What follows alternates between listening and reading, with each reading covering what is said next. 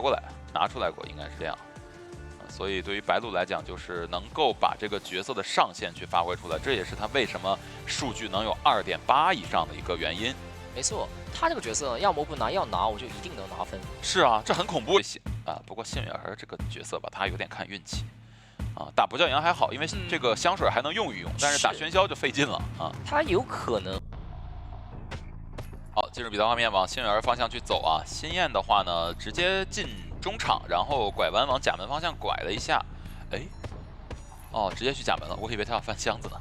这个胆子太大了吧？我这个箱子，顶个心跳摸箱子吗？太大了啊！好，那这样的话，看看怀表成功了，怀表成功了。哦，那是比较幸运的一个幸运儿啊。没错。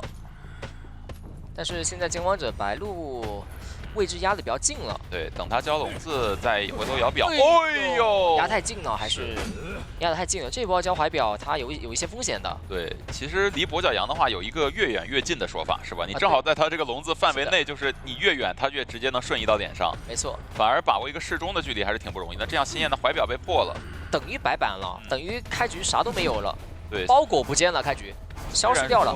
哇，飞轮，但是下波哇，这边有个小黑龙，哎呦，钻回来了。在笼子是消失了。是的，不过监光者也拿一格存在感，也不亏。是的，我觉得要不躺角落吧，我觉得躺角落不吃围龙，但是对，就是愿力会很多。是，只不过挂人会远一点点，等于多牵制了10秒钟时间。不过愿力给了40点愿力跟10秒，我选10秒吧。对，还是选10秒吧。对，选10秒吧，对我多修10秒还是有些区别的。没错，而且这波救人的话，你愿力多少也不太影响到能不能双倒，反正是大副过来救，只要表摇到就可以。重点大副他能拖时间。是，除非你真的很准，能把他逼出来。哦呦，这波是什么？哇，风鹿龙加一个关门伤害龙。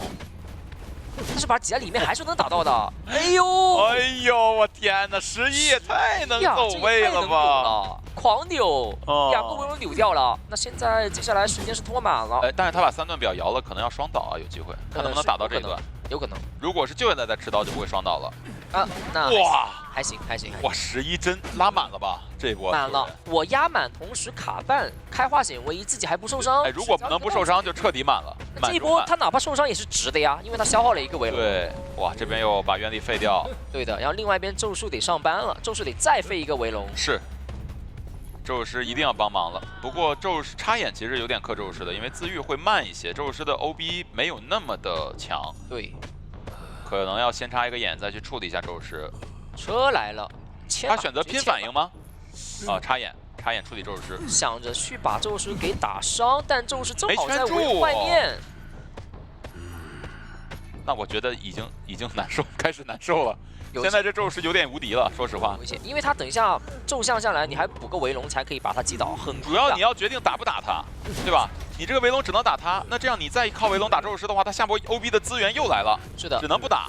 不打的话，我又吸出来一层头，凭借自己的努力，没招。主要愿力这个东西它是有限的。对，不打了，这回白鹿不打了，那吸不出来了。但是你咒术师来一趟，什么都没有亏损，硬拖你30秒以上。他只给了2个咒象嘛，无所谓的。而且咒象它是可再生的呀。那下波我救了，还能再来一轮。对，这就是咒术师。也就是我的可以2轮过来卡你的愿力，消耗你的围龙。永眠这张地图咒术师发挥空间太大了，因为好多椅子都贼难挂。这边选择让这个气象过来，哎，这个风，外微风，强风，还真是外微风。那没办法，这个就是这样子的。这个角色他打跛脚羊就是怕他风不准，对，准的话他很克。是，不过这刀能不能不吃？还行。也是一个无伤，就虽然说没有保住幸运儿多久，但是搏命套出来自己不受伤已经够了。狗狗应该不来了，完美了。狗狗的话，他觉得自己第3层后吸不出来，应该不来了。是的。但你看，就是墓地，它有很多这种点，就是特别难挂。我可能比我6的都久。等他挂完密码机压好了呀。对。虽然我们看了很多对局，观众效应有时候对于密码机来说是负收益，但是它有个很重要的点，最后的密码机量很大。对。监光者没有一个30、40的密码机打拉扯。虽然说我跑图可能费了更多时间，但是你拉扯不了啊，我都压好了。对，过来我直接强亮了，但是另外一边能亮吗？哦，也能亮，第2段表还摇到了。可以，那这样等于大副强亮密码机，同时自己还不会被击倒。是，而且传送还交了，这一局是有保平的面的。没错。这边应该是要不管大副，直接先去管狗狗这一侧的门，但这侧的门管了的话，大副那一侧就没办法了。就一个飞轮。先钻过去。下一轮能吸出来吗？钻。还早呢。那应该还是保平了。还是保平。不过没有关系啊，我觉得这把对于 AC 来说是完全能接受的。是。监管者这边可能就有点小难受了。是的。关中效应的魅力时刻啊！我最近也在思考这个天赋到底的主要作用在哪儿。可能我们都很想去算这个天赋它到底能给队伍增加多少的破译进度。其实这个阵容呢，对于 MRC 来说呢，笑笑得小心点的。守墓人这角色被在轩辕面前就是一张纸。对。但我觉得笑笑的牵制是非常可以信任。对。但是信任归信任了，去选你得小心点啊，要么就队友帮忙拍板，要么得选个安全一点点的位置。对，没关系，我觉得守墓人可以放中场，然后中场有中场这个位置，左边3个板，右手边2个板，对，全是板子。反正不想被咒术搞，就要先追咒术。不过这把有星云儿，星云儿是所有监王者玩家的大敌。对，头号。好，墓地啊，非常荒凉的一个点。直接往前面去追一下小迪嘛，小迪的咒术师反正就是你不追他，后边自然他会过来找你的。哦，好远的球！他居然追咒术，咒术他是怕他欧，对，怕他 OB， 所以他想先把咒术师给击倒了。是，星云儿也能欧游，星云儿有枪啊，对吧？他有枪可以有。玩偶，那这么打追咒术不就是一个求稳的选择吗？那平。有可能哦，有可能哦，有可能。要是有点迷茫啊，怎么？对他上去以为他下去了，对，他下去以为他上去了，发现人家没下，然后又下去了。小迪他这个牵制每一波其实都有些细节在的。小迪他特别喜欢有搞小巧思啊。对。哇，越过红球，那这个要拿不到了呀！前面进板子，调整位置，下个咒像就出来了。哇，小迪。这个板区博弈，移形过去不亏啊！这波移形可以接受飞轮。不过这波小迪赌他不敢投铁锅板。是的，等于逼技能了，逼技能给一刀，本来就要给这刀的。那差个突舞台，先粘住。对哟，还赶紧重叠上。不过他咒像有点多了，4层。是的，对吧？其实还好，毕竟不是5层。这样子吗？对你得还真是比上不足，比下有余。比上确实，确实。那下来的话，反正就是一把枪，看着办吧。啊，2把枪是吧？星云儿一会儿还有一把。对，他这边还有一个小咒像。对，一部之间有大猴，还有小猴，就是看这波想不想26，还是说直接留着36？就是我36的时候又有枪又有猴。我觉得他会想办法26吧，我觉得。想26一下，因为有可能不想26，姜文大概率会摊手目，大概率摊手目。垫一下。他给咒像是。对，想让他不摊手目。不摊手目，让他不摊手目。大猴要不要省？省还是省了，感觉省了，他省的话，下一局是交枪救，他自己还有猴。没错，重点是星云儿他过来了，可以省一个化险为夷啊。对，末世的化险为可以不交啊。哎呦，真没招，10秒钟数吧，10秒钟数吧。忙点好啊！你看现在只能假装忙别的事情，你知道吧？对他只能这样子，对，假装手里面很忙，缓解一下尴尬。其实是根本挂不了。啊，这没办法，这个是硬控啊！这个化险为怎么回到18年最开始的时候30秒的化险为？好家伙，有问题！这电车配合一下，说是。是的，是的。但想让花瓷过来救吗？花瓷过来救的话，这个枪好像暂时离他很远。他只能下来交大的咒像。对，交咒像再去找枪吗？对，摁不出来路易啊，有点摁出来了。OK， 找出一个空隙。是，摁出来的话亏死了。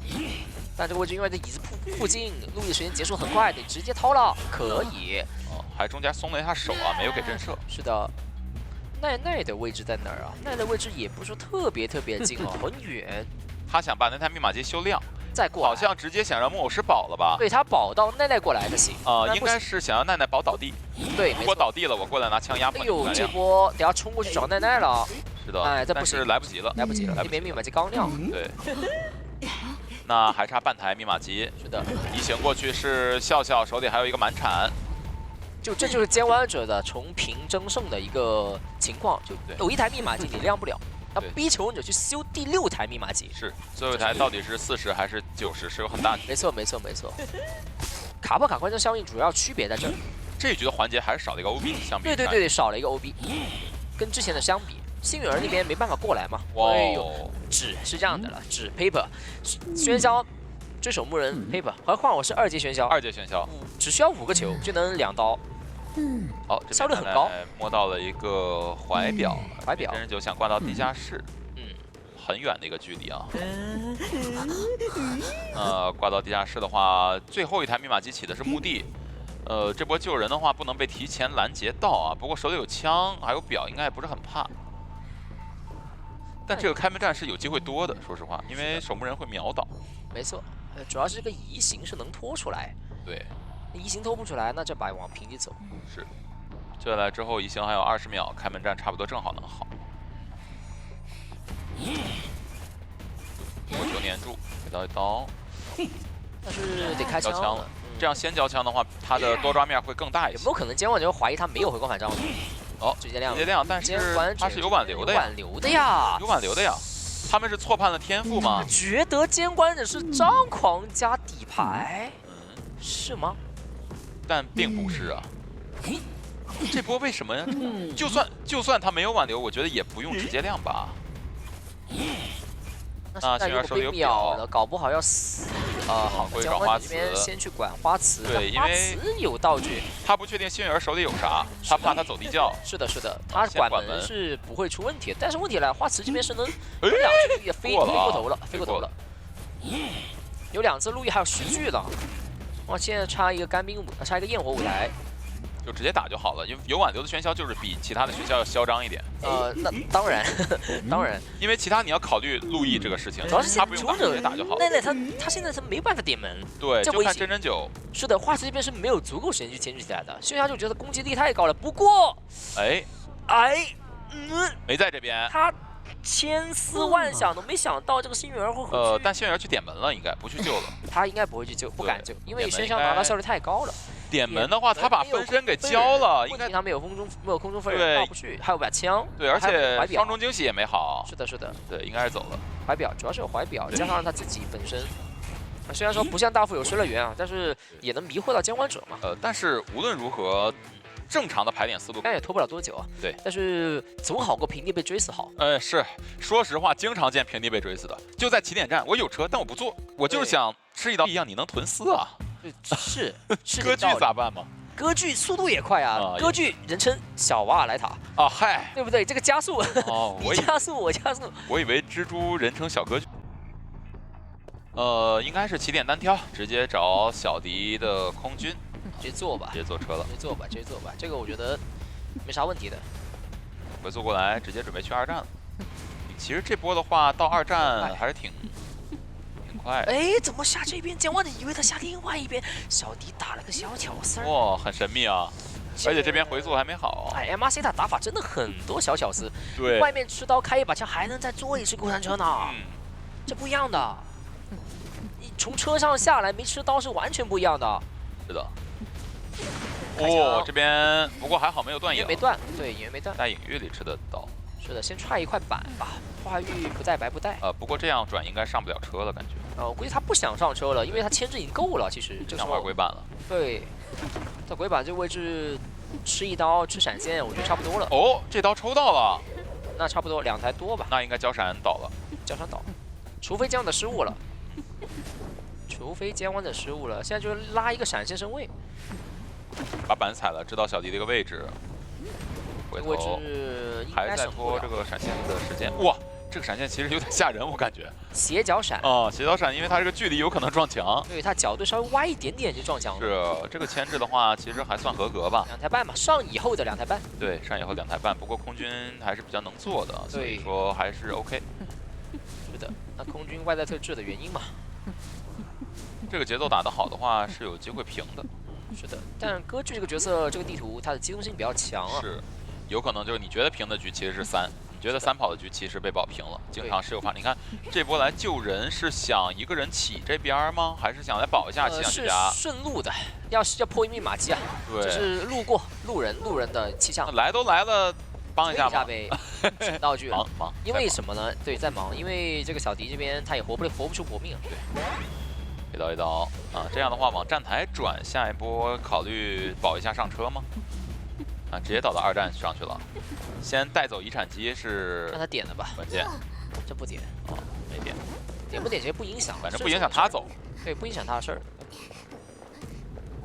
往起点挂，你看真真9也很聪明啊，他不想让你救下来之后有一个上车的机会。对，没错，上车会掉一波大节奏，因为监管者底牌已经交了嘛，他技能还是 CD 嘛。没错，技能没交倒是可以考虑一下，无所谓。不过刚才2个人都在鬼板，所以这波拦截真9心里是有数的。是的，那这波把观众效应给卡满了，这个观众效应是能吃满的，吃满的观众效应大概能涨20的精度。给到一刀飞轮看到了，那这波选择分开走，密码机可以亮了，不用压了。直接破板，那小迪这边应该就是看单6。 看个人单6，直接抽到了。但是这个状态有点恐怖啊！愈合是几点愈合呢？那就看，这真得看他们带几点，对吧？看几点。这个自动涨的进度是有很大区别的。呼吸回血法还是很呼吸回血吗？对，还是比较成本比较低的。确实。不过他们也不打算补状态了，想抢密码机。摁修。对，这个时候对姜王来说是有多余的密码机可以卡的。 这样打的话其实是有风险。你抢密码机的话，固然速度会快一点，但是你是有被多抓的风险的。是的，因为你状态太差了，不能牵制起来。看笑笑了，佣兵应该还要护腕。哎呦，没办法了，佣兵太被割据克制了。护腕被打断了，因为你位移，我也位移，我没 CD， 你有 CD。最主要是佣兵，确实没错，就佣兵这角色，他在割据刚上的那个版本，他已经掉一个档次了。他不像以前了，不是最前面部分的救援位了，最前面的第一批还是守墓人跟大副。对。 从使用率上也能看出来，对，没错，佣兵会一般是第2梯队的选会多一些。不过这台密码机是个71的，其实还是挺危险的。外围固然是压了一台，但是这台密码机还是得2个人过来打吗？还是直接起2战了呀？起星吧，不起星，监管者不给机会的。对，想过去把人偷下来。但是另外一侧已经有人救了。哦，那这不监管者得回去了，气瓶空了。 哦，这条船，这个距离交船，他怕对面抢密码机，然后把这个密码机抢到90就守不住了，所以他叫传送。你其实这边卡脚了，那鬼板这边还是有点守不住了，因为他现在不敢出去了，要么就是把自己禁锢在鬼板，要么就是你出去这台密码机被偷。是的，是的，是的。那 MRC 这波偷人其实很灵性啊，把这个。 真人9的节奏给打断了。对，因为真人9他的视角是觉得你会起新的密码机嘛，对，所以不会过来的。而且外围压这台不亮，就代表着我不知道花瓷他这个人从哪边过来。对，没错，方向不是特别确定。那现在深追花瓷这个位置得要扛一下压了，小背包交了，得回速回去吗？回去。抢这台70多密码机。是他想先守住这台。虽然这台密码机呢，求生者被压住很难受，但是同样的，监光者也被束缚在这72的密码机这边呢。 那另外一边佣兵可以摸道具，看看能不能摸到针之类的，或者找队友补状态。那这样就拉扯开了，对吧 ？MRC 最喜欢的环节。不过也没有关系，对监管来说，他传送可以拖，无所谓的。而且你的道具不是无限的。是的，但是这个对局的结束时间就取决于求生者的新机的进度了。是的，新的密码机得起，但是得要在一个安全的点位。 对，而且对于真人9来说，人员分散不是一个好事儿。他开门战可能排不清楚点，对的。他要在开门战之前见过更多的人，才能知道他们是打算怎么打这个开门战。于是我去哪边追人。是的，看这边能不能再把气象的最后一个气瓶给逼了。气象应该不会交了吧？感觉。应该不交，应该不。他要留着开门战打的。这时候飞行家得要给压力了，给一些压力。 监管者这不管了，外面2台密码机守不住了，就一定要打上挂。对，如果你再回去的话，远端密码机也会亮。是的，没错，骗飞轮。哦，好骗啊！没办法，压迫感太足了。是，那这个局面其实就有3抓的面了，因为一会儿要有人来救人，这样的话我知道2个人的位置，开门战我管2个人。是的，不过压密码机的位置也得值得注意啊，压密码机的人对门口很近，对，接门同压，所以这把求生者也不是说一点机会都没有的。哇，这魔术棒胆子大呀！这魔术棒真有点吓人吧？ 真吓人！密码机可是没压好的。不过没关系啊，他确定隐跃进去了，再放魔术棒，监管者也一时半会出不来嘛。是。但胆子大是确实哈，回速有刀，但密码这边正好压好了。压好了。不过可以先追飞行家了，就是飞行家没有道具了，把击倒先。对，飞行家这边是撑不住的，所以这一局非常考验 MRC 的这个点门的。MRC 又开始小巧思了，压机的位置可以压门，他不点。他不点，他觉得飞行家撑不住。这个时候点。 对，然后中间在卡人，那个人在3站，刚坐车走了，然后看一下奈奈这边怎么选啊，而且也看真人9这边怎么选，直接传真人9，最好的选择就是，哎，坏了，这下隐约断了，秒不掉，得回去了，回去声东击西了，但是气象的位置他到3站，感觉来不及了吧？但是门能开，气象走不掉啊。气象的话，手里有道具哦，它可以飞哦，它可以飞，那还是够的。而且他这边还是担心有人偷人，那平局了。对，真人9其实最关键的还是传过落地之后那一个影月。他正常来讲，他是可以把佣兵给处理掉的。他要击倒佣兵，然后再反过来排这边的人。没错没错，然后把求生者位置扭转一下。本来我这边是这半场挂人的，我变成另外半场挂人，让他们重新再跑一遍。对，真人9这边有点多疑，你发现没有？是。那这样的话，这局是一个平局，其实还是挺亏的，对于他来说。没错没错。那刚刚也说到多疑吧，真没办法 ，MRC 他。但是对于 ACD 来讲，我觉得战术是有一部分落空的。我觉得 ACD 可能也是经过以往的赛场上的数据来看嘛，得出来他一定会打割据，所以我一定选一个克制割据的阵容。对，是完全可以的。但我觉得还不够克，他还可不可以选小说，对吧？确实，直接无敌了。但是你就因为你怕他艾维，又怕他砸我伤，你怕这怕那，最后割据演员这个 BP 也没有说做得很好。但是古董商拿，好，那进入比赛画面，直接到鬼屋方向啊。新燕的古董，没有。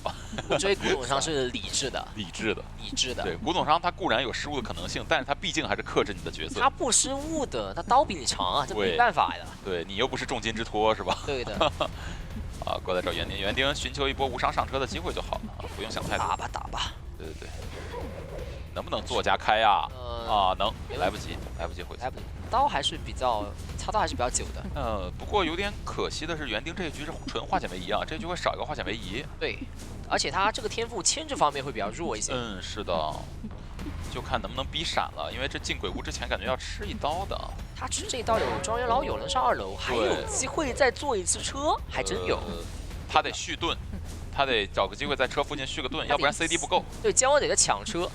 要不就直接去鬼板算了吧。不过这里边把毯子交了，那去鬼板应该逼闪。鬼板算了吧。对，去鬼板能逼闪。我觉得他的想法就是逼闪了，因为割据位移还是太强了，这个车还不一定救得上。把盾给续出来了，最后1秒下板，然后直闪现。直闪。对，这就很稳健。这个是大家都心知肚明的。对。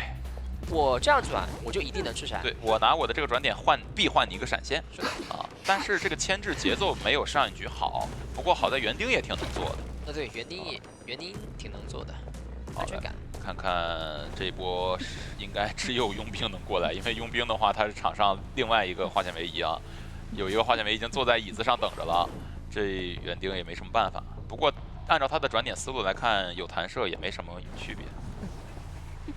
关东效应吃的不是特别满嘛？这关东效应。是的。就古董商吃了30的关东效应，没吃多少。这波想博弈，看血线有点极限了。哎呦，有点危险，有机会吗？哎呦，园丁还是太能做了，真的。对，加了10%的座椅时间。对，然后给到一刀，园丁看看能不能倒地之前续个秒盾出来，下一波还能当个小化险为夷用一用。没错。因为这把就佣兵有一个化险为夷嘛。对，下一波，古董商应该是要来 OB 一下嘛？看这个信号来说的话，好像有点来不及吧？有点远。太远了。有点赶啊！我觉得是来不及了，因为姜伟可以挂地下室，来不及了。那挂地下室这个人应该就算了吧？不好救，卡着吧。古董商这个位置卡着救的，拿他没办法。救也只能火灾来，但火灾又远在天边，所以应该是没人能救了。应该是卖了。这个沟通，我觉得他倒这儿的目的应该还是要古董商过来跟，但是好像距离不太够。对，如果距离不够，他就应该往那边冲。对你倒到2站去，或者怎么样的，或者倒3站。但是倒2站下面可能就古董商的压力就很大了。对，要么就是跟倒这里，要么就是别跟倒2站。是的，那姜伟出去了，给了一个晋升位的机会嘛？他没有进。他在外面，他在外面。对，那还是一个卖的感觉了。是的，那也没事儿，等于是吃满，外面2个人吃满了关东效应。是关东效应这一局吃的挺满的，吃满了。不过密码这个数量还是不容乐观啊。是，节奏传送落地，这边人皇桥啥也没有，提前走了，但没有关系啊。佣兵他提前走了，等于没有提前走，因为监望者速度很快。对，除非你躲起来，我找不到了。这板子不踢吗？不踢他还有机会。搏到了，骗到了，还敢翻？他不翻也就多8秒时间，其实区别不是那么大。除非他护腕来一个反弹，然后去2站板区。是，太难了，这个就是被白鹿骗到了，没招。这个真没招了。那 MRC 是有很大概率把这局给扳回来了啊！这局看着就是多抓，3跟4的问题了。对，打得好的话有机会4，但是3的概率还是更大一些的，相对的哈。对，3的概率大一些。正常来看，主要他底牌也切了，密码机数量现在是够的。看求生者的拉扯怎么拉扯了。缠一下，回速。那边供应商过来，是来得及救哈，但供应商这边得要稍微的尽可能的保一下自己的状态。铁带刀应该能把人先扯下来。他不能倒，供应商也不能倒，佣兵也不能倒，都得溜一下。看古董商的话，再骗，星焰，哎呦天哪，这一波博弈博得特别好。古董商的刀气很长啊。是的，没错。那现在不一样了，这个局势。跟上局有点像，大家四散跑开了。对，搞不好平，但是姜光子这边是手里面传送能好的，对，所以还是个多抓的概率大一些。就看开门战的表现了，开门战表现谁表现的更好了。不过现在好像差起点这边的密码机。哇，这刀居然没打到。哎呦，行的，我觉得可以了。是的。可以了，这波顾董商他想摊顾董商没有摊到。导致了佣兵有一个很好的位置去牵制，手里面还有一个护轴，其实挺危险的，因为如果落地把古董商秒了的话，他可是一个大遗产，外围没机会起袭，佣兵还是挂飞。所以说古董星焰这波扛住压了嘛？哎呦，完了，这被白鹿看到了1秒，就1秒钟，对，抖了就一下，被白鹿看到了。他想过去管古董商，主要是你铲在这儿想接同手，但古董商是有操作割据的空间的。但是给他的，哎呦，没事儿，哎呦，3棍中了，棍好远啊！空了没关系啊。那现在手里面还有个飞轮，哎呦，没卡脚，没断，飞轮骗掉了。那密码就够了呀，也好了，能直接亮吗？还是救一波吧？这好在是狗狗过来赶紧替补把这个密码机给压好。是的，那得要等幽冥自愈。对，因为他知道现在底牌已经交过了嘛。喂，还是不挂，那想直接逼他们在这儿开门战，想逼亮。对，那这样的话贴到这个终点的门都不知道猴年马月了。对，主要是贴不了门。所以他这波逼亮是很聪明的，白鹿。对，不过这一局的火灾调查员是有牵制的机会的，但割据的机会太强了，说白了还是要反驳，是搏到了你就有。哇，狗，我的天哪！还撞断了。是的，哇，狗太秀了，但是这个时间不一定够啊，那边才刚到，时间是肯定不够。到活木马。对，时间是肯定不够，但这一局比上一局好处是它有一个满状态佣兵。是的，对。供商这边在哪儿啊？位置也在活木马的区域啊。佣兵想抢点门，想直接强冲了，赌啊！想赌，不能这样吧？因为传送没好，他们算的很准。15秒，那没好。他们算的特别准。是，那应该没问题。这个也不是赌，就是我知道你算的好不了，算的准还是算的准。你虽然说也就差了个10秒钟时间，但是他们的对把控啊，职业选手对于这种时间的把控非常精准。是的。哦，那没问题，吓一跳。这要是真是传送好了，敢这样打的话，应该是大失误啊。所以选杂货商。但这个阵容抓白板抓得快的话，平局应该不在话下。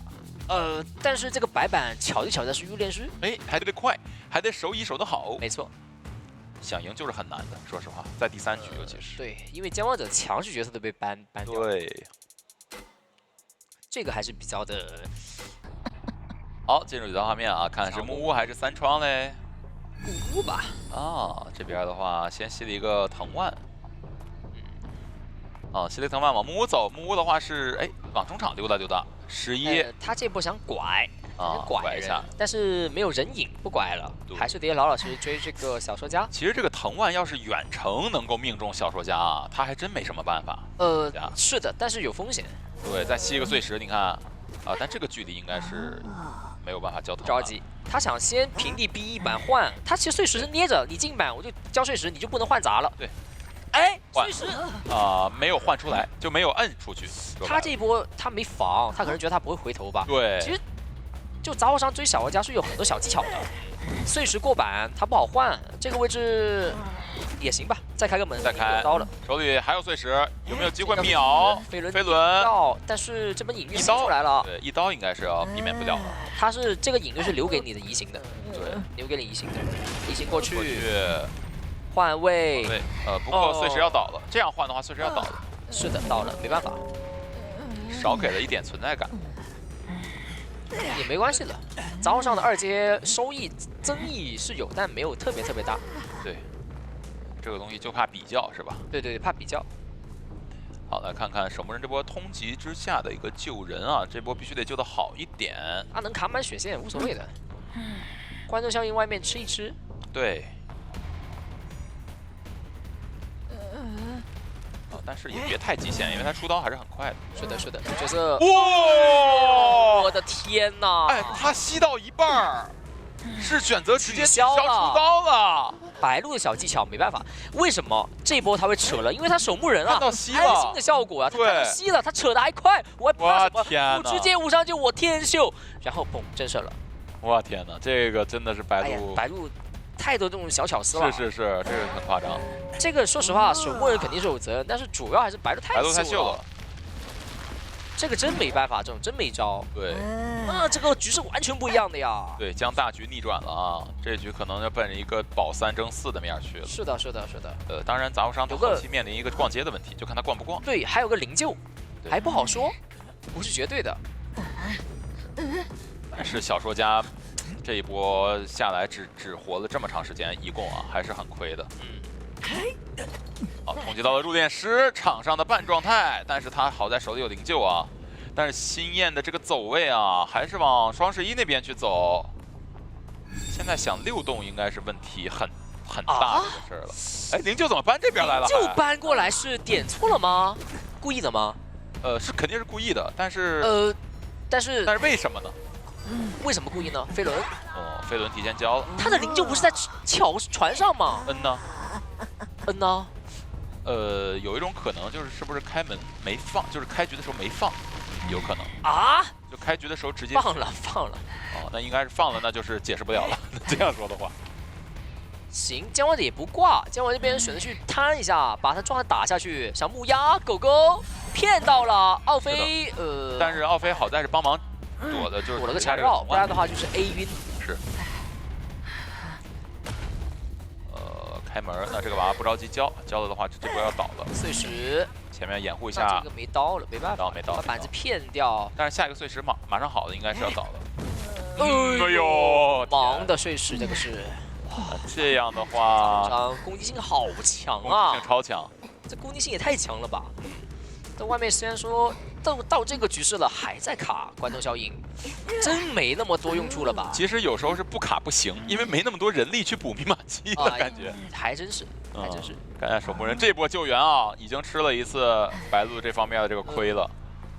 坏消息是他被震慑，好消息是他的化险为夷还留着，所以说他还能拖一点时间，但是距离受伤掉层皮是难免的了。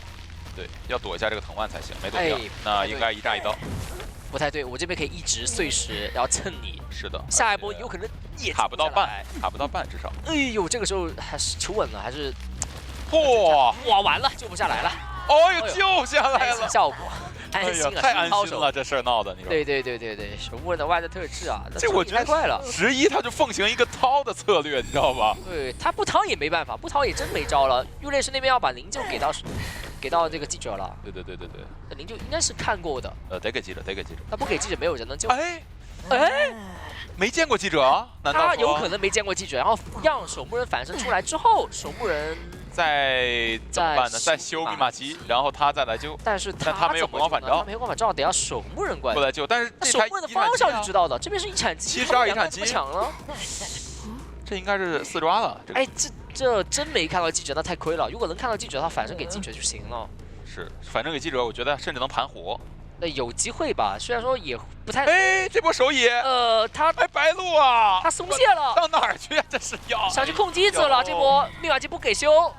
不给修，那也还行，好像还有救，不至于。我抢啊，都过来抢哦，这补状态了。因为你看白鹿他也在防，对，他也在防。哇，白鹿这波白鹿的博弈被 ACT 拿捏了 ，ACT 觉得他会过来防，所以我直接去摸了。我觉得他是白鹿觉得他会过来，其实现在摸的话没关系的，摸的话他知道摸的，甚至入殓了，但是他底牌给切的，这个切时长的，刚刚回头还给机会了一些。哇，还追出去了。没事，他给回去，他就看密码机摇吧，摇的话我就回去嘛。是的。我这波就看入殓师这个飞轮怎么交了，但入殓师没有治愈了，他倒地等于淘汰，是，倒角落等于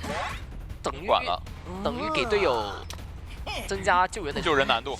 但是这波他选的挂，姜王在选的挂，因为知道你们补状态了。挂的话，挂远端应该还是要守密码机的吧？要守乙的话，是不是打得太保守了？对，还是要守密码机。他肯定要守密码机的。密码机不能摇得太一摇就过去。对，就是他不能现在摇啊，他现在摇的话，直接过去，他这边队友人就不到呀，等队友离近一点再摇啊。这个主要是入殓师那边也不着急，他这边可以稍微等一下的。那现在给机会对了。你看这波本来按理说是你传过来，我这边人立刻救下来的。对他可以贴近一点点，开始救的时候才开始摇。对他摇太早了。是的，那现在看守墓人的目前这样很难啊，不了还要挂回去呢。如履平地，来不及，来不及。灵柩还来不及。那不行的，来不及了。守墓人是个2挂，然后记者挂飞了。入殓师也只能有一波强救，入殓师应该能强救。我只能说抢了这密码机，他想要起星的话已经没有办法了，抢也不可能，抢不了，他有抢也不可能，他有不抢也不行。对，死局了，又回来了。其实真的不应该这时候让密码机抖的，应该让队友给一点救人压力之后再来修这台密码机。那现在很尴尬，现在就是我能锁你密码机，我永远锁密码机。对，我能一直吸宝石。你这边人你还不一定不好救呢，还不一定能活。想处理这个修密码机的人了，那过来这边先封住12秒，觉得这12秒能处理到守墓人。这不去处理入殓师吗？侧刀打到守墓人，侧刀白鹿强摸也强摸吧？强摸，他有那个藤蔓，对。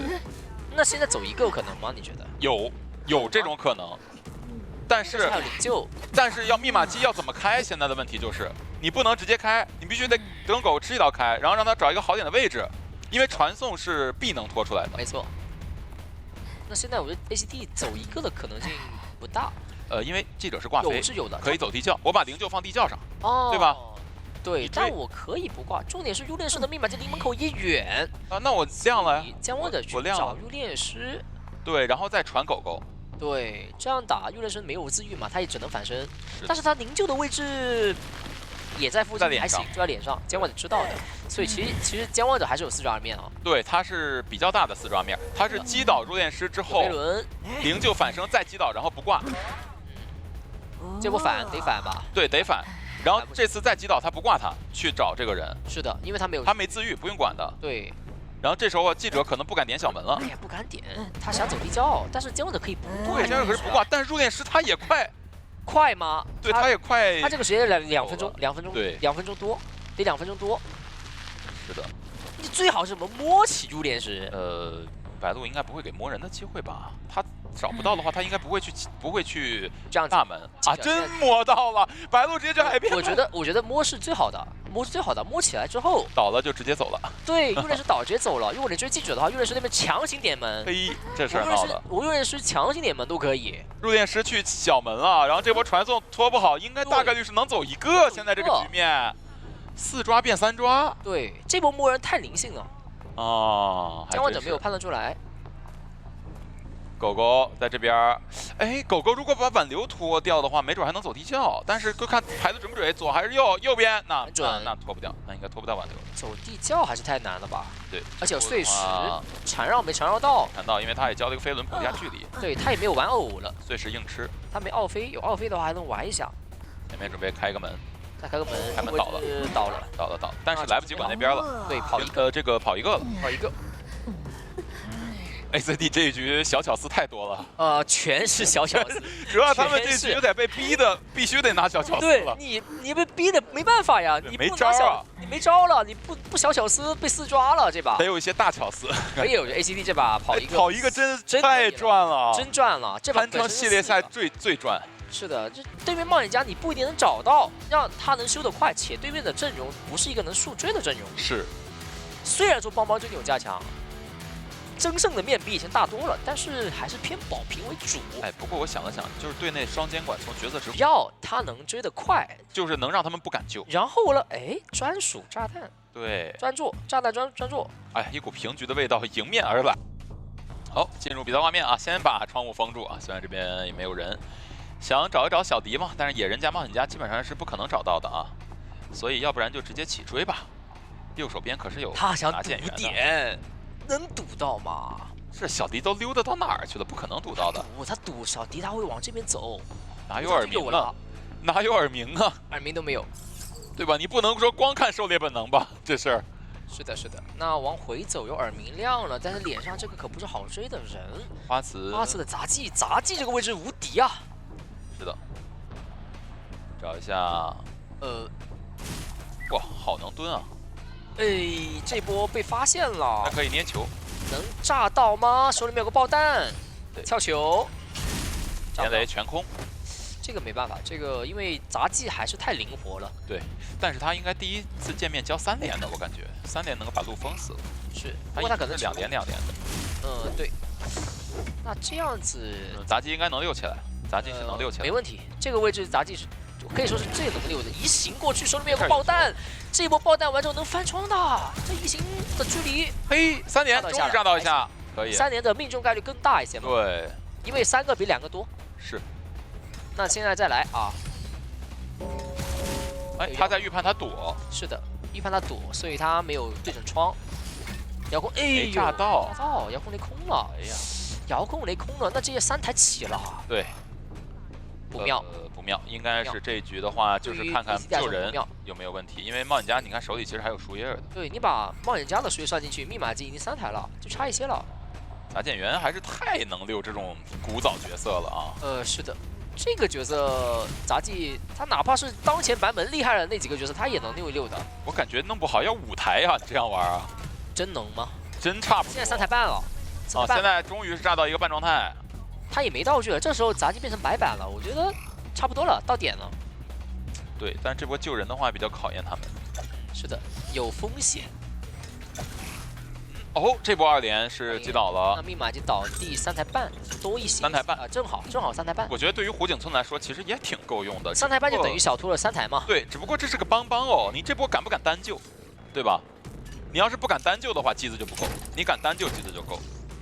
看小迪，这边是跑过来这个位置了，他要救小迪要单救吗？应该是路过。哦，笑来，笑过来，那没有。笑在抢密码机，当时。对。那这波压力很大，对于笑来说。是。10秒钟时间了，双救吧，要不万一震慑了出事了。等一下，还行，把人救下来了，哇，好能扛压呀！就其实 MRC 他们也考虑到救不下来情况了，因为小迪也过来了。杂技没有牵制空间了，因为4颗球都交过。他导远一点就行了。冒险家的密码机是能亮的，下一波是火灾过去救吧。对的。密码机是够的，而且开门战有可能没移形，这把可能是一个3的局啊。没挽留啊，主要是。对，没挽留3的概率更大的。不过他要往木屋去挂，但木屋的话，这个机子守不住的，密码机的进度实在太多了。太远了，而且不是旁边。如果这个密码机可以挪到椅子旁边的话，就有机会了。是，密码机还能挪吗？监管者也有自己的逃脱大师。但现在有点难啊！现在这个节点就是一个开门战4个人的节点啊，因为冒险家手里面还有个化险为夷。别扯，那密码机够了，够了。这个局的话是一个奔3，重点监王者没有挽留啊。对。哪怕把杂技挂了，你另外2个人你怎么着了？你技能还没好，你移形还没好，主要还是没移形，而且杂剑员这还不亮呢，一会儿才亮呢。对，一会儿翻下去才亮的。对，慢翻下去，然后再亮。对，然后门直接点。啊，你还不一定能秒他。这局还没 UB 是吧？没 UB，没有 UB，门开了，两边门都能开。3炮。地窖在哪儿啊？小船吗？地窖在那个海滩。哦，海滩那还行，那应该是很难走，因为主要手里没有球了。是的。这局花瓷溜太好了，说实话。而且你就算刚才笑救人没扛住压，旁边小弟还能补救，基本上没有瑕疵。确实 ，MRC 他不给你一个机会了。我密码机够的情况，2个人过来就一样是够的。是的。很聪明，他们打的，而且花瓷今天，哎呦，你看看花瓷全躲，他躲了1万个雷，1万个雷。主要这个雷确实也是连的有点紧张，看对，连的有点不够紧凑，封的不够密。这个赛季也是初登赛场，确实有点暂时还没有适应。是的，花瓷也太能走位了，花瓷。那这样3个求生者出门 ，MRC 把比分翻回来了。是的，没错。也是要恭喜 MRC 啊，继续自己的连胜之旅。是的。其实今天有点危险的，危险还是挺大的。从第1局、第2局一直被压着打，是的。到第3局，因为第3局还有一个5比3花险为夷。那如果让其他人匀出来带的话，在牵制上是会有一些压力的。对，主要是某师的牵制太稳定了，打包这样。然后包括他如果说26啊或者36的一些情况下的，脸上就是木偶师可以开局先去逼一手吧。对，可以先以干扰为主，也是看一下互相之间的一个走位会不会给到一些机会。这样的一个选点的话，其实好，来看一下先往中场去走。那这样的话，过客也是在一个拉点过程中的。没错，其实视角一直在看绿河方向，然后这边的话也看到飞行家已经绕到大房里面。那这样看起来还是要去找他，因为毕竟这个阵容我刚才也是聊过了嘛，就是你唯一没有20签字机会的人，就可能是飞行家了。但这个位置要预判一下空调那个位置，因为大概知道你会在建筑的后侧躲着。对的，而且也是成功预测到。那这边愿力值非常多，前面的话就有一个大房板，先把板破掉，对，然后把飞行家往外逼一下。对的，预判一个回来的走位，然后利用这个小模型去卡一下你的位置。这边应该交背包了，感觉这个围龙是有机会折掉的，看一下。前期已经利用中间这个建筑拖了很长时间了。对，然后2个围龙1刀，其实对于拳方来说，我觉得还是比较能接受。对，你看这第3个笼子能不能顶住啊？对，啊，空调其实每一波，哎，哦，感觉撞到了上面，给掉下来了。因为当时我看他飞行器的一个时间，好像就差1秒还是2秒一个时间，应该是能拖出来的。那比较可惜啊，感觉这边理想情况下肯定是我用这个高喷再废一个笼子嘛。对。这样的话可能是一个2台半的一个倒地速度。没错。然后回去在脸上的话也是直接交表了。这边的话也是尽量把淘汰系数条多卡一会儿。第2盾好像没有摇到，不过第3盾补上了。这个位置还要继续追击。其实2个背包的话，但前面要带走比较难了，感觉应该是吃一刀稳定带到角落去。对，看一下后续其他人再救下来有没有一个更好的牵制空间，毕竟道具还是比较充裕的。能看到过客的位置已经压过来了。其实如果说要3次牵制的话，我觉得会比较难一些，应该是套过化血鱼多拖时间了。主要是你看挂的这个位置的话，也没有太多的点可以进，脸上是2块小单板嘛。对。场面马机也是来到一个将近4台，但是还是比较慢一些。过客的位置也被排到了。因为这边是挂在大房里，所以说木偶师也是提前往这边贴了，没有敢去探一下灭马机。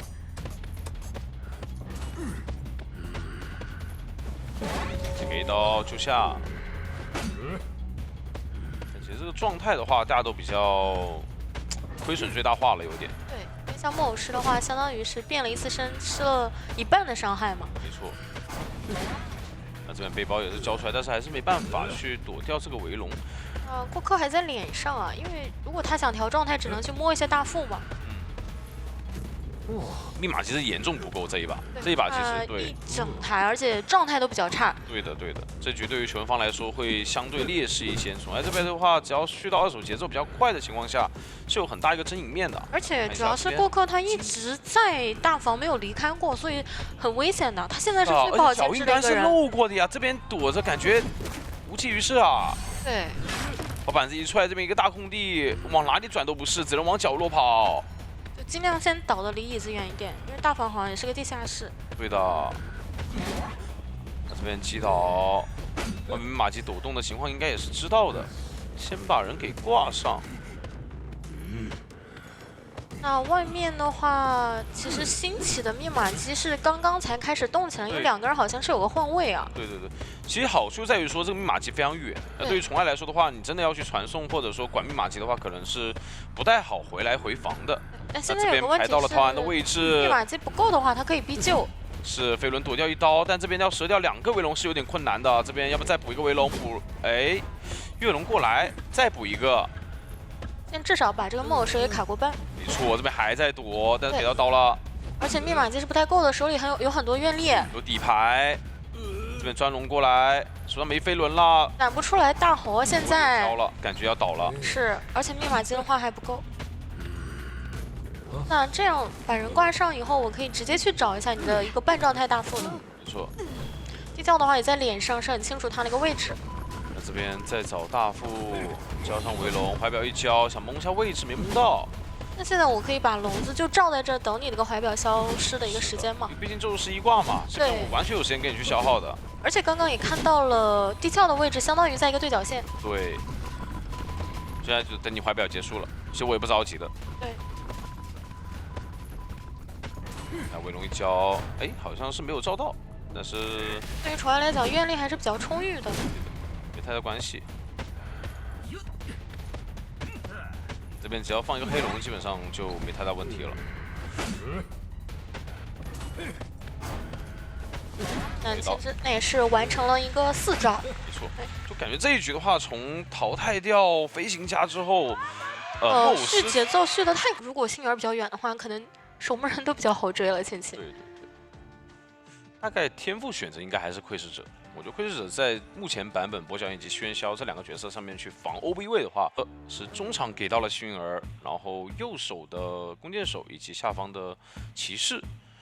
那对于捏来说的话，选在了右下角，其实起追的时间会稍微晚一点点，但还好能接受。至少不是幸运儿跟那个也是开局往中场去走，看一下487这边是直接去翻一个箱子了。在这边中场的话，其实是队友帮忙给到了一个耳鸣，所以说，而且487翻了一个枪啊，他的包裹还在手里，那这样对于他前期的牵制是比较稳定了。没错，你也这边也注意到了，那这样子的话，前期其实487我觉得他是有很大的牵制空间的。是把第2手的一个道具也给许愿出来了，是个怀表啊。没错，这2个道具一出，感觉就已经是稳上加稳了。对。但前面的一个空地的话，感觉是有拿1刀的机会啊，会有点小亏。主要地形还是比较空旷了，没有什么其他点位可以转。对的，2个板子去博弈，这边交出围龙，先交怀表，躲掉1刀，绕回来这边短板的一个位置再预判一下。然后这边2块板子地形会复杂一点点，所以说真的蛮难去猜到它的一个具体位置的。对的，围龙可以躲掉，但这边的话平地刀好像没太大机会的。看一下，然后还是有块板啊，但是抽到了。哇，这个极限抽刀，那这样子的话，半状态等于说前期道具上面但是这个龙子的话，它没有罩住。对，但愿力值还是比较多的。对，但现在的话是手里有枪加有飞轮，反身走位躲掉了信号枪。这躲枪还是非常关键的，确实，不然的话有枪在，加上你回来它本身是有飞轮的，这个龙子可能也要废掉。我捏这2场比赛的细节还是拿捏的很好的，因为他其实开局注意到了你幸运儿这边是摸了一个道具枪的，知道你是有2手道具，在确定怀表交了之后，注意到是信号枪的同时，他就有去防这个信号枪。对，我会优先考虑一下我这个围龙放下来之后能不能去躲。没错，这边市场先交出来，但另外一边的话也不敢去这么早救啊。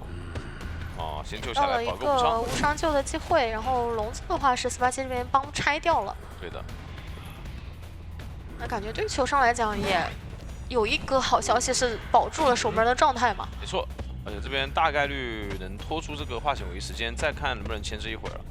也是尽可能往角落去倒。围龙好像没照到。对，这个龙也没照到，那要多花一个围龙。但是这边有一块提前下的板，不过他手里是没有。帮忙过来拆了，直接拆掉。哇，拆中了！帮忙扛一个平地刀。是的，有机会打到真的吗？还是打到了。那这样子密码机严重不够啊。因为本身就踹里脚的情况下呢，刚刚救完人的守门他修不上，以及说果冻这边也没修。这边可能必须说要先去让果冻这边过来救人，然后弓箭手再过来去 OB， 然后把密码机弥补回来。因为现在的话，你看到场上2挂了，但是密码机也就有一个将近3台的节奏。对，但是看下来好像得让果冻去救了。如果再让弓箭手来的话，那就彻底没什么人再修了。确实，再来的话可能就更加的劣势了。那只能让487自己看一下能不能拖一会儿时间了。没错，这边再转回来，还是给1刀。那就硬拖一个时间，但这一局的话，你会发现外围插的是2台密码机，2台整的密码机，因为而且后面市场第2次还能好。对的，一般的对局我们来看的话，其实到最后期3个人是运营1台嘛。对。现在的话2台对于球员方的压力特别大，就你要去支撑更久的时间才行。不过看下来他们的策略是，如果说我一定密码机不太够的情况下，我是优先保其他人的一个状态。对的。所以说他们都有道具，也是罩，这个地方也失误了，也没有罩住。对。这边这个的话有一个飞轮，没有交出来。拿到了这一刀。对。主要感觉对于果冻来讲，也不太想暴露出来，我已经交过化险为夷了，我再给你交个飞轮，那你就知道我没有回光返照了。是的，那这边的话也要去撑出更多的时间，手上还有个头盔，有个飞轮的话，我觉得这个围龙是有机会折掉的。对，反正我就猜你2个普通攻击。对，那你没什么办法，对，然后也只能让这个围龙消失，给个平地刀。但这一波2次牵制直接把2台密码机都给拖出来了。没错，然后选择一个传送落地。对，但这边2个人都是满状态有道具的，其实也不太好过来直接把人给秒在这儿。对，然后这边一个跃龙的话是有点小失误，所以说给到一个交攻的机会。那龙骨弓交出来，这边等龙骨弓的同时，围龙是会掉的，所以说要去压迫一下走位。这个平地刀。另外一边守门人是在摸一下骑士的一个状态，他们可以考虑再去外围多修一台。没错，这里还有一手后撤弩，看一下怎么去交了。后撤弩交出来，那这个围龙那这个龙要废了，废掉。对的，弓箭手还是太克博小羊了。是，毕竟我有道具啊。哎，但这边的话没防到。过板对的。那这一波，不过其实外面兴起的密码机也是到了等挂上以后啊，会有一个将近40-50的进度。没错。捏这边的话也是尽可能往遗产去挂，逼你们3个在同一个区域。对，离那台更多的遗产远一点，但是挂的有点太远了。完全不挂，我觉得会有点给。就只是往那边牵一下的话呢，那下来想强行直接挂到这个密码机上面吗？那我觉得现在守门人其实可以把那台密码机也都修得多一点点。是，或者说我其实直接带走了。对，就我不要这台了。对，哎。他想牵着弓箭手追着果冻的一个位置。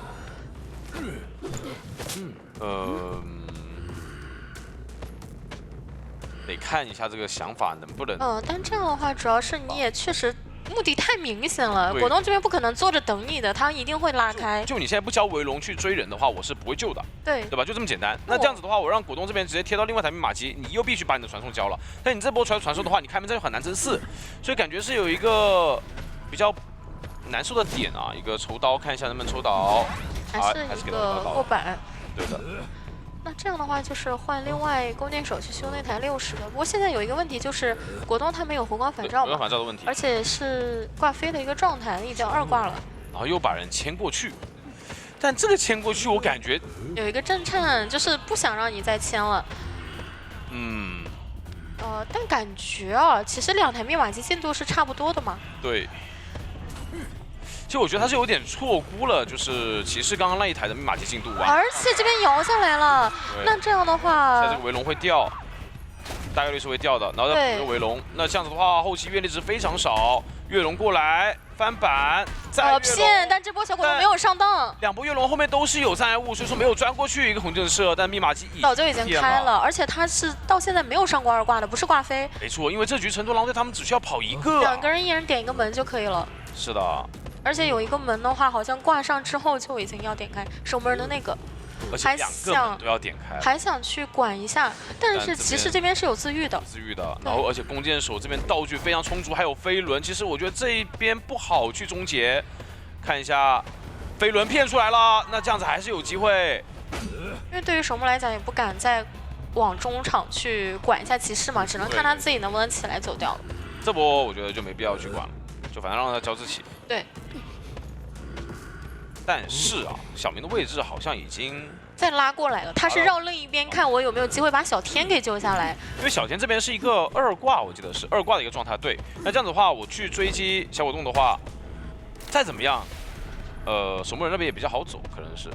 主要是小天这个门点的也很多嘛，只要骑士这边离得远一点，让你花几个围龙走过去，你这边是没有技能的，我那边救了人，2个人是可以走门的。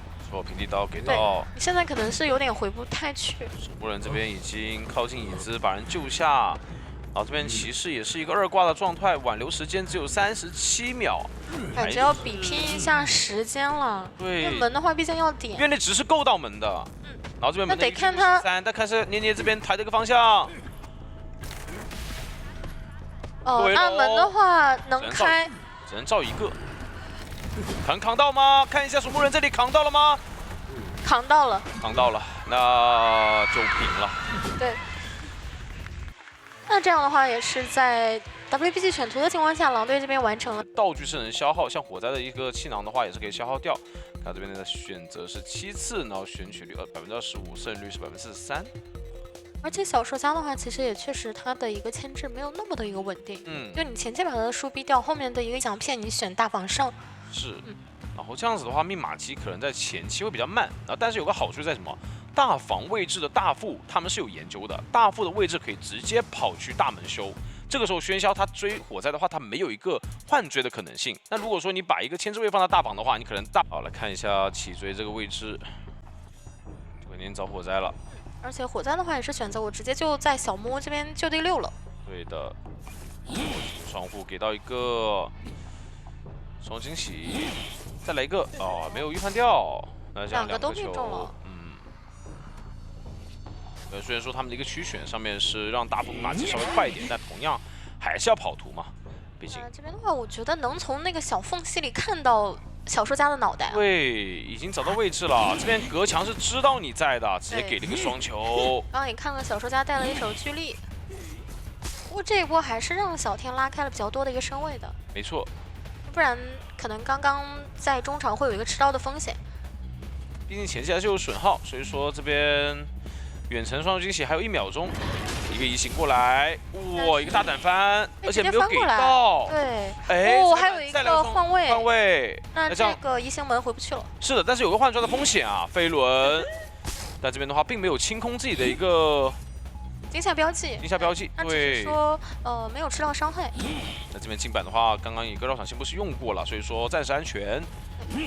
那同样的话，其实他的隐喻吸的也蛮多的。对，而且有点难处理。哎，还好给到一刀了，一个换位，哎，被沉默掉了。对的，被一个红汤给烫掉了。那现在的话会稍微有点危险，对，因为现在就差一个粘土就要倒地了。主要前期2个人配合比较多，所以说密码机加上冒险家的话是2台多一些。还是前期有2个人没修嘛。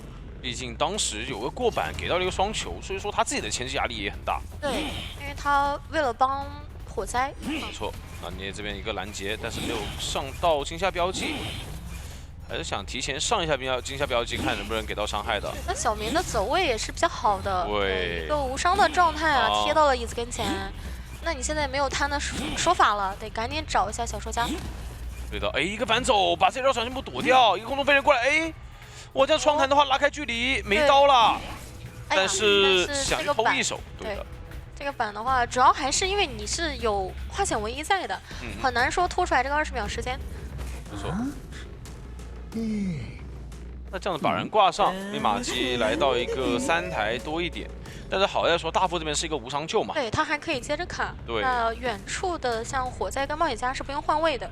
那这边小说家也是下移有道具的，就看一下有没有3次牵制的机会，尽可能多拖点时间。对你来说的话，尽可能快点把救人给逼出来才行，因为2阶已经开启了，但凡拦截到，那你可能就救不了了。对，但是能看到小明这边的走位啊，一直在转盘的周围游走，是的，还是很安全的贴到了。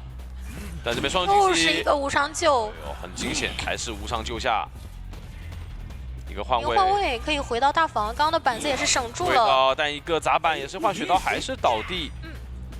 但问题是这2波救援全是无伤啊，所以说其实密码机差的也不太多了。冒险家手里有70多的输液，是的，可能接下来就差一个不到半台。这2个无伤太关键了，就导致说你现在你要去争多抓的面很小，后面没太有人可以给你续到这个节奏。没错。手上虽然说有移形，但是这局我们要知道是有冒险家的，所以说你这个移形也不好交。不好交，万一交出去够了呢？对，但凡你交错移形的话，你没有追到你想追的人，或者是追倒的话，那你可能后期密码机就够了。那现在是找大副，这样的话其实密码机差不多了。说大副这边手上刚刚是摸了一个香水，那来到板间博弈过板，给到一个惊吓标记，再过板，哎，行。那这样子的话，双惊喜交了也没有震慑，然后密码机也压好了。对的，那感觉是可以给一刀直接开了。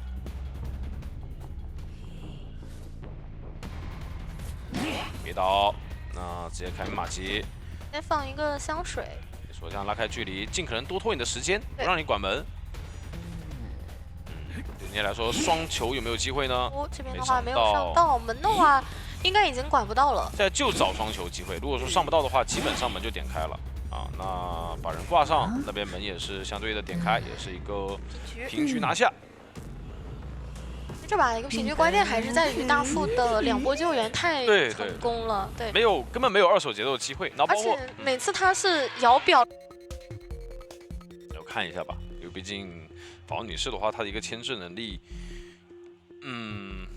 还得很看手法了，很看手法。对，看当时的不好说。但是因为我们的以前的对局当中来说的话，法罗他的一个登场比较少，一区选择是一个 L 字形，同样也是把救人放在大房，然后这边想让弓箭手去扛压，但是夜雨这边是反选了一手，选在了大门的一个位置。那脸上中场的法罗女士，然后以及沙包的冒险家，看一下这边怎么去找了。那开局直接去中场，沃克的法罗。 然后这边也是提前拉点拉非常远，但是主机是能跟上的。那来到前面，其实很早就进入一个追击的博弈区域了。对，一个双惊喜，扭到一刀。那这边再确定一下位置之后再放，哎，第一个双惊喜是一个惊吓标记都没有给到。是的。但这边的话，其实引力的一个时间的话，并不能持续特别久的。那这边翻窗破掉引力了。 然后前面双惊喜 CD 马上就好，得看这一波的一个命中率了。因为窥视者在这边有窥视者，所以说但是放的没有覆盖到这个窗子。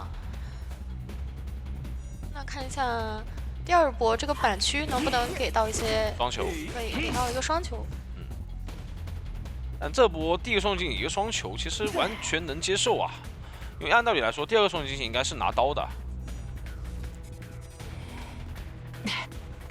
那这边再拖，就马上隐身又好了。那这样子完全是把自己的时间给拖出来。这边在走位再去扭，但是夜雨这边的一个，那还是不太清楚他的一个具体位置。没办法，第一时间命中到。对，哇，那这样子的一个牵制是非常出色的。应该是3台多的一个密码机。是的，但这边翻板的话有点危险，我觉得先吃一刀，对，吃一刀稳定。啊，那前面的话双击再给到一颗球，这边的话尽可能避免双球的一个。 命中就行了，先把板下了，然后一个空中飞人，看怎么交过来，然后吃一刀。这样的话密码机已经是3台了嘛，因为冒险家手里有一整台。对，完全能接受啊，这对，佣兵就要开了。是的，这局还是有弓箭手的，主要是，然后佣兵密码机开了，再来救人，然后再去补外面的密码机，然后2救让弓箭来。对，看情况嘛，如果说他们想掏花显位，也可以让冒险家。是的，先把输液交了。 然后冒险家这边应该说也在附近啊，同时压过来，让佣兵这边救人的压力没那么大。如果输液在这里的话，他可以脸上手修一会儿嘛，然后点亮之后来2救的。对的，一个无伤救，没什么太大办法。还是想打一下佣兵的一个状态，开了自己的2阶。那过客就先带走大门这台密码机。对的，又进入到隐身状态，然后这边的话想预判一下。 迟不能命中，空中飞人过来，差一个焰火，给到一刀。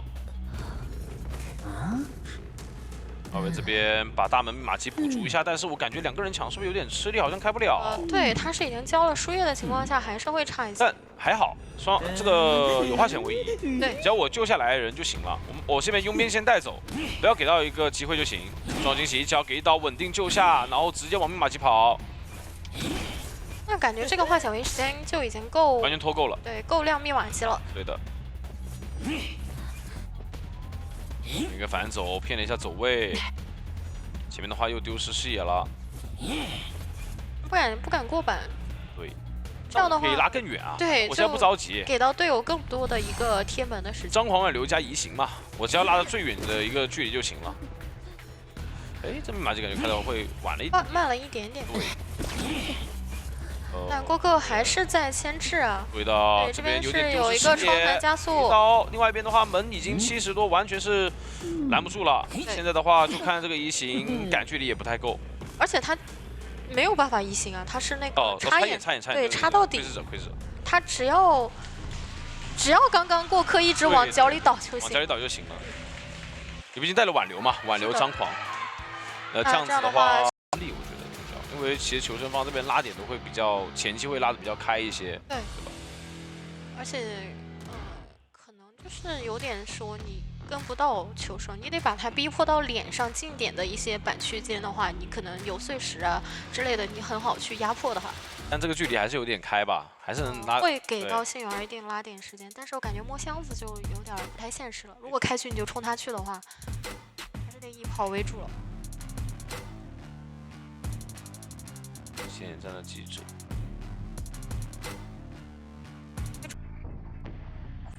哎，哦，看一下想直接进鬼屋吗？对，找一些救人位。不过确实啊，鬼屋这个点，你对其他监管是一个遮挡，但是对于杂货商来讲，就有点像走平地。对，有很多位置的话，我都可以直接开门去进行拉近的点位嘛。偏红光还在骗，绕到了，到了。这样的话是把你往外逼。没错。哦，一个碎石给到了0.25，非常快。这边再开一个门，很短的短板，还有碎石的机会，感觉是有机会。哇，完全不一样！如果一炸一刀的话，就倒了。真的是。对，这样的话是给到了他续出铲子的一个机会。是的。把板子踹掉，那这边的话，清掉板之后，守门人就只能跟你绕了，绕空地。对。但其实时间的话是稍微拖出来很多了。对，能不能出来第二个铲油是完全不一样的。对。那对于守门人来说的话，可能后期没有道具是更难牵制移形，直接交过来到脸上，先把碎石给直接把这个地方给。对吧？封死，本来是一个长墙来着，监管的封死，对，现在是让求生没有地方可以去了。但是其实机子差不多，已经很多了，对，3台，将近3台，而且这把的一个化险为带的比较多嘛，就算少了守门人一个，理想情况下再套2个也差不多够了。对的。外面有个幸运儿，能看到幸运儿它是已经有机械傀儡了，对，所以说速度破译的会更快。然后这边也是保证稳定救，另外会救人，先打一手针对。主要是刚刚的那种救人的话，你实在没办法从记者身上讨到什么便宜。对的，但是我觉得这手针对打下来，其实反而是求生方想看到的。对，本来这个守门人他就是没有2次牵制能力的。对的。对。但也没什么太大办法吧。如果说你真的要去弹记者一刀就补上救了，也有可能。主要还是这个救援的娃娃在嘛，你很难去同时处理掉。那把人往鬼屋牵。看一下，想拖时间的话，得让逃完的气象再来救一波。没错。密码机差的不是特别多了，还有一台。其实我觉得化险为交出来，真的这局就够了。因为本来救完的话，他还能跟着保一保嘛。对的。如果说是持刀救的话，完全可以强风把你推走，然后让队友直接出这个鬼屋。对，很快的一个插刀，但是这边的话是能稳定把化险为交出来，选择让守门人直接倒角落去。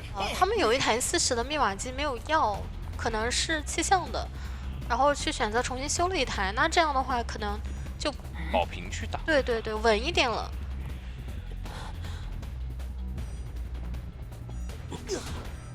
应该是没太大想法，应该就是真的是往保平打。他们都修了一台嘛，现在是2台密码机一起起。对。而且看了一下位置，应该都在终点半场。没错。这边的话，同伴过来，距离不太够，但是能拉近身位。随时在开门，非常娴熟。这边的话，藤万但是娃娃挡了一下，但这个距离还是有刀，给到一刀。这样密码机好像有点不太够压好，因为他现在是一炸倒的一个状态。说藤万如果缠到的话，是有机会直接追倒的，绕开了奥菲，但是能进板。那这样密码机压好了哦，不过他是被炸倒也没关系，身位比较开。这边看一下藤万能不能再中了。前面的话还有奥菲再挡，挡住了。但手上是没有，应该是打完这个道具就没道具了。但一个开门的话，其实这边还能再绕一个加速刀，把板子骗下来，没有娃娃了。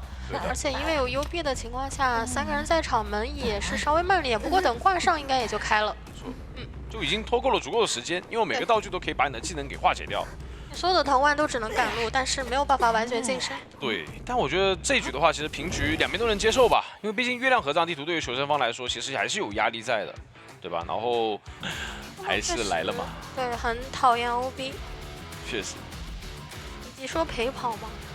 但噩梦前期的追击还是看下来这几个角色不像是谁会给到你一个快速击倒节奏的。没错，而且起点站给你放了个佣兵，我的天哪！但是好在乔。看一下，还是想去起点站吗？硬追佣兵也行，但是能否追得快？但如果没失误的话，其实这个时间不会特别快，直接上车。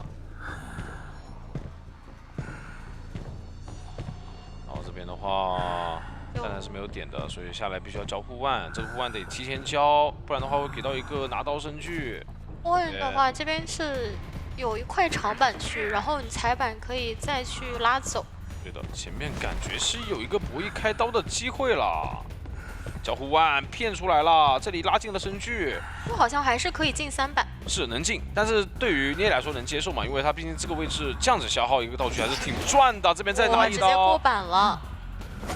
但第一刀时间下来看他们马吉，因为毕竟追的是佣兵，所以比较快。对，然后你交了移形的话呢，同时也是交了护腕，规避掉了这一波，还是会进入到一个长板。不过这个板好像就有点难搏了，因为你只下了1块嘛。刀了，现在得赶紧出去，这边是个地下室。外围是接近3台，对，然后只有一个化纤维这把。那好在就佣兵下来也没那么需要化纤维，因为它毕竟有一个特质嘛。我觉得他会换挂，有可能换追换挂，然后只要给佣兵挂一个乌鸦就行了。还通缉到了来救人的飞行家，但这边还好是有升空的，所以说不怕。这里加一下点位。就先站在墙后，因为佣兵也比较耐做的，所以说可以稍微卡得死一点。对，包过来，一刀，再打手佣兵。现在其实我觉得可以往外去挂一下乌鸦，然后去干扰一下。怎么说呢？81长兵马机，下一步就没化纤维衣了。对。但万名马吉的话只差2台了。看一下啊，是飞行家去开的第5台的，这样气象是已经贴过来了。那狼队这个安排还是非常合理的，这样的话破译的一个速度是非常快的。但直接挂在脸上，这边破译是有压力的。不过果冻那边是留了大喷跟飞轮的，觉得也没有那么怕，除非说你真的贴到我脸上来追。而且主要487这边也在给你救人压力，没错，不能完全去管飞行家。好了，马吉的话只有40多，这边的话想尽可能卡久一点再救，飞轮躲一刀，先贴近椅子再拖回时间，不着急。稳一点，其实可以放风救，先看能不能扛到了。扛到了，那这样子情况下的话，我觉得是可以选择，要么可以跟。硬扛一下，但是捏这边是反手直接去找一下飞行家机会，有点骗啊！这边其实是想要2个人分开，因为确实离密瓦基比较近，交了一个，就是想骗你翻过来，就是想骗你翻过来。对的。现在再压迫一下位置，直接传送落地回来，但是这边距离其实并没有拖很开啊。那这样其实飞行家那台密瓦基是要不了了。对，但是能拖到80、90的这个状态，我感觉甚至能过去之前能压好，因为你移形跟你的传送都交了。2个人一起抢的话，那就可以直接开。对的，那你这样子的话，开门战其实就没有技能争多抓，只能利用传送，但另外一边已经提前贴门。487这边有道具，而且飞行家也有道具。2个人是分开跑的，你只能管一个。抬头一看，2个人都不好追。对，而且身位拉得很开了。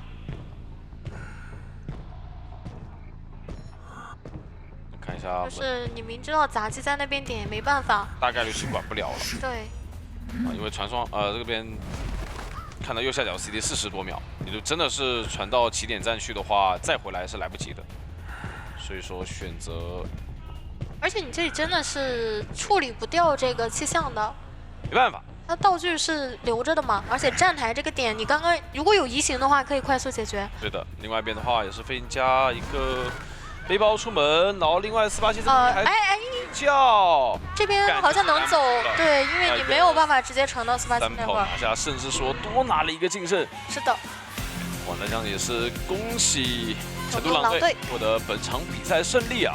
觉得这把克制。对，而且他这个阵容如果说能稳定的前期拿到一个击倒节奏的话，中后期是没有人能 OB 断节奏的。对。他没有一个能够去保护队友的位置，那你幸运儿的话，你又要承担破译，你还得来进行一个 OB。不过他其实追起来，我觉得还是挺快的。就可能你过去的话，基本上都是见谁就秒谁。在了右下，离轩辕跟剑士都相对来讲会远一点。不过我觉得，好，直接辩论没问题。看一下第一波找谁。墓地这个人肯定是不能管的，他要翻墙进去，直接调中场。谁上了2楼？看一下，机械师。这边的话是直接被逮捕啊！进窗前可以先滚到一层刺，直接刮到了。而且在大空地上，窗户又被抢了，那前面这个夹子很难去躲。这里的话接到也是接的比较快。位，开局26秒拿到1刀，而且配合自己的一个张狂可以解锁尖刺，那就有点活不了了呀。他这波的话，其实上去之后基本上就没有什么去活的空间了。没错，他可能还是主要把自己的一个娃给保留住吧。你刚落地那边直接开尖刺过来刮到了，要被悲观击倒。那这个位置可以选择挂遗产，我觉得是往中间去调的。墓地的话，如果说你选择挂这边，他第2波他就赖在里面不走了。是的，加上你已经知道中场是有个机械傀儡的，我觉得他可以先去把机械傀儡清掉。哇，这把我觉得甚至于说他可能在想，哎，要是带个市场就好了。那这个娃娃的话也是没有密码机给他修的。这个闪现要不要直接交了呢？忍住了，还是考虑先打。另外一边应该是等你打娃娃，我再救人，这样的话不浪费你的一个牵制时间。不过淘汰进度条的话，其实也是没亏多少的。是的。那现在还想在2楼进行一波牵制，但感觉下来之后，因为你第1波也没吃闪，所以感觉是比较难了。是的，尤其是霍伦他现在。在这个位置嘛，对吧？我直接滚到1层次之后，你就根本没有任何空间了，你也不可能再交出来了。除非说你这波上去的话，魔术师过来帮一下，不然的话就活不了了。哇，而且已经是打到了机械师，夸张，这样也命中了，这个闪现又省了。那等下求生者要面对一个2级的破轮啊。那这里唯一能活的其实就是魔术师去帮忙扛一下。然后再跳楼，看能不能去拉开一些身距，然后把这个闪现给吃出来。是的，一会儿已经是摇表贴过来了。但其实场上现在密码机也没有特别多，因为机械师它本身的机械玩偶已经是被处理掉了。是的，而且这一局幸运儿好像也是没有选择第一时间去摸一个娃娃，所以这个密码机也比较慢。那这里的话还能摊一格1化的状态，而且因为你现在已经是一个2阶破轮没吃闪，其实机械师也牵制不了了。对，利用这样的一个超快的加速和尖刺上到2层次，然后再站住你墓地的窗。哇，毫无还手之力。这个续节奏续的太快了。对，加上这个阵容没有 OB 位，只有一个幸运儿有一把枪。这里的话，玉林也是准备过来进行一下陪跑，所以还是想要去处理一下幸运儿。对，这个倒地 OB 看能拖多少时间吧。那你这里开尖刺的话，我觉得还是能刮到的。是的，再加上自己的一个2阶，还有飞轮挡了，不敢挂人怎么办？没有上到2层次，但是还是能先处理一下。现在还要去硬 OB 的话，其实外面也还差2台密码机。但是剑士要摸起来了，已经70的一个进度了，他这波还有点不好处理的。被闪现了，闪现交的剑士能起吗？起了，而这个时候第一时间2阶还没好，选择先挂人，然后再去找剑师。求生者的话，其实这一波拉扯拖了很长时间，但是密码机的一个进度还是太少了。是的，所以这波的话想要去控一下让机械玩偶，让机械救人吗？我觉得他是给一些压力，就假装。是的，是的，是的。我机械师玩偶要去这个过去救人，有点自欺欺人了，还是被看到了。接着他飞轮的话也是还差几秒钟，那感觉熬不过了。最后的一个10秒钟的时间吧。但是你回来还是要去处理一下。哇，拿命在保啊！这边已经切了一个亏折，但是吃到了加速减速，瘫痪拉开模式卡位。这里的话感觉还是打到魔术师了。魔术师保护幸运儿，幸运儿保护机械师。而且玩偶的话还在破译红蝶艇的那一台密码机。机械师在修机。朱帅将军打出了一个很奇妙的循环，把这个劣势局给打回来了一些。主要是这把枪你一直没掉的话，其实威慑是有的。开枪，这边在按头，能把剑士给强摸起来吗？那边玩偶的那台快开了，幸运儿也给我摸，但是他们是选择了来不了。对，他们是选择2个人爬到一块，所以应该是还没好了。他怕被那个悲观给击倒，这边就差最后一点点，密码机马上就压好了，还好这边是淘汰了。看一下。感觉魔术师这个位置应该是很难走，不过也是能够成功让队友去进行一个出门的。对，这个点主要是他有点活不了，可以直接放魔术棒。哇，还在操作，再反走近板啊，再博弈。但是没抽到这一刀，那只能中场有再被叫，迫所以能切，冲一下。感觉是手上还有走不了了。魔术棒，应该但可惜没是走不了有飞轮。对，如果说这边有一个飞轮的话，就还有机会了。再走位多加，已经天秀了。啊，但是这刀空掉了，没他事。怕魔术师有飞轮，所以他要骗一下。还好还好，因为如果说这个位置大龙如果有一个飞轮的话，真的就是天秀走地窖了。对，因为其实我们是能看到的嘛，他那刀如果空了之后，其实是很大概率能够走到这个地窖的。他有一个魔术棒的加速，不过还好身上的一个尖刺是够强。这个阵容的话，看是带闪现还是说自信一手。有一个幸运儿的存在嘛，他其实如果说不想必须要追这个幸运儿，他也可以考虑单手市场。再加上大家现在是比较喜欢去利用这个观众效应的一个密码机修机加速的，所以说那这样的话，可能幸运儿开局已经是没有一个翻箱子的机会，只有幸运包裹了。他只能去。好，看一下，已经是发现了18大概的位置了。这里这个点小布实在是发现也太很近了难，两个人就在脸上。看一下幸运儿许愿了一个护腕，能不能去操作一下呢？哎，这个笼子没有把它框住。是，不过其实道具的话，其实我感觉牵制跛脚也没什么太大的用处。对，而且开局浪费了一个笼子，那么第二个愿力就比较慢了。18这边的话，虽然说有一个护腕，但是他又是一个搏命。只能说双边都有自己的难啊。对，过来的话还有个皮皮章，能不能稍微帮一下？是的，是的。如果不帮的话，其实感觉很危险、啊。他想要直接给一刀，但是杜鹃不舍得打，想打一下古董伤。不是我喜欢的求生，我不打。但我感觉其实可以浅摊一下的。嗯，是的。好，终于是忍不住了。这样的话也是解锁一阶，有一个月龙，这护腕弹护腕是弹脸上，不过这边是钻过去了。这一瞬间发生了太多，还有是补上了一个闪现啊。是的，但这样子的话可以先去处理一下古董伤，因为星源那边没有那么着急。哦，还好，他想扭一下，但是古董伤这个还是扫到了。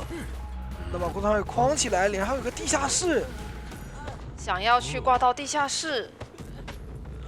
但这把其实2个化险为夷，在外面离得也是比较远，而且有一个守墓人，但是守墓人被通缉了，很尴尬。西桑那边已经是提前贴过来了，看一下这波已经把他排了出来，那这样的话直接被逼救了。但这样也是救的比较早，而且救不活，只能说先套化险为夷刷一下时间吧。然后外面还有一个古董商，看能不能再过来进行一个陪跑。但幸运儿肯定是不能倒这边了，遗产加地下室。对，而且他是倒到甲门这个方向的话，感觉是不选择这一波进行 OB 了，不然的话古董商其实有点跟不上。主要是目前看来的话，东玄他有很多的一个处理方法。外面的2个人都是一个亚健康，然后守门的位置他刚才知道在墓地的。那这里的话，甚至还有一个拦截救人的一个打法，也是通缉到了皮皮章。对，你看，直接从这里就迎过来，能看到守墓。那通过这个围龙先把它打出来，然后，而且这波的话，他可以往后走，然后过来拦截。是的，但没有把守墓给吸过去，那这样应该还是能稳救的。想往墓地去倒，尽量不要拖队友的时间。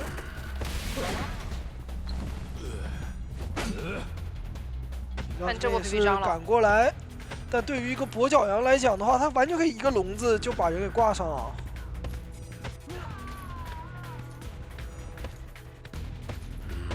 今天选择直接签，那皮皮章这边就要发火了，一个点刺直接戳了下来，要交笼子才能处理。刚刚那波其实他还是有点太大胆了一些，皮皮章那边你还是得去处理一下才比较好挂起来，这样再签人挂。那古董商拆笼子，看一下他这个棍怎么用了。一个飞轮飞过来，但这个地方贴墙了，是给到一些机会了。倒到了墙上，又被打了下来。那还要再交笼子才能击倒，糟了，被古董商给拖住了。硬是拖了3个龙，现在愿力都有点不太够。而且密码机现在只差半台了，切了一个兴奋，被逼无奈。我的天！那这一把再拖的收益太高了，不然的话你再拖下去的话，密码机就要够了。没错，现在密码机就差一个小半台。是2楼的这一台。现在就看他强者中后期怎么拉扯了，因为目前来讲，双方的一个平局面还是很大的。古董商把监王者的一个底牌和技能都逼出来了。是的，那边也是蹲了一个气象，想要悄咪咪的摸到2楼去补密码机。而且现在气象跟守门的道具都是蛮充足的，因为他还是在这个地方排皮皮虾的一个耳鸣，那边古董商也是看摸到了。那气象先被打残，另外一个密码机也在修74的一个进度，感觉还是得要去管一下2楼密码机的。没错。这个笼子交的很好啊！我好像想要强修一下密码机，稍微不然要打止戈。你交完道具过来当你面修机，你兴奋刚交，没办法。如果交完这个道具的话，其实到了开门战，我觉得他可能也会被处理的比较快一些。对，怕被秒。但是东玄不过东玄也没管，怕求生者先去点门，所以说提前来拦门了，因为我知道你古董商点门慢。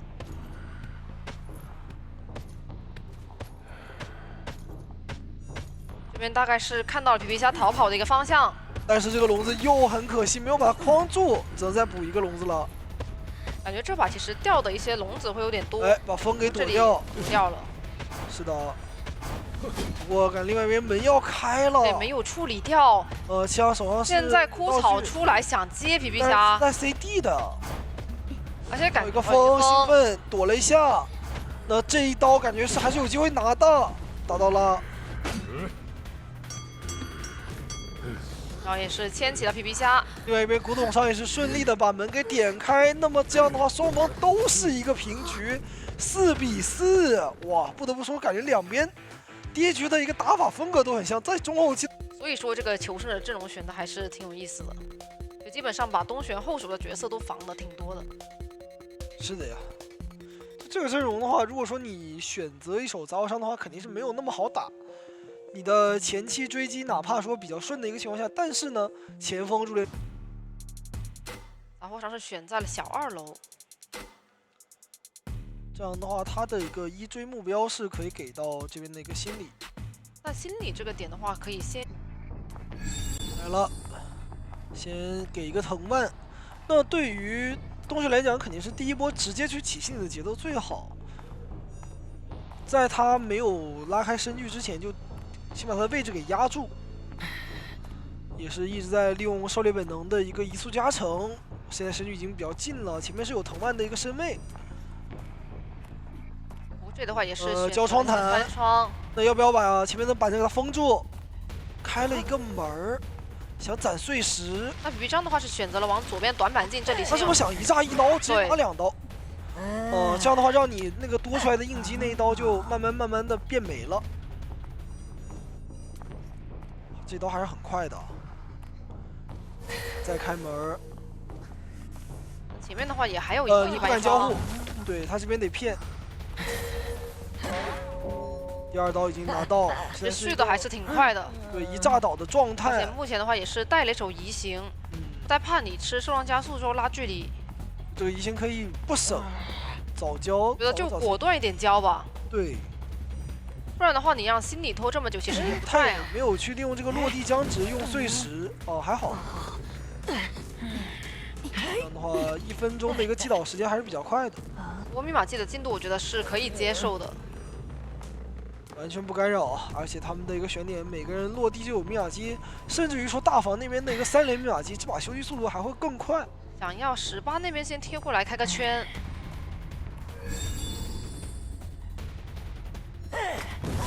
没炸到，炸到，想搏震慑了有点，但直接无伤救下来了，然后再扛了一刀。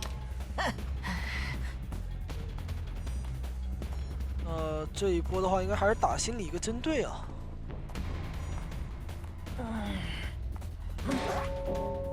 直接倒到这角落去，同样给吸住。但前锋的一个位置吧，还是离得比较远，没有贴过来，耳鸣都没有。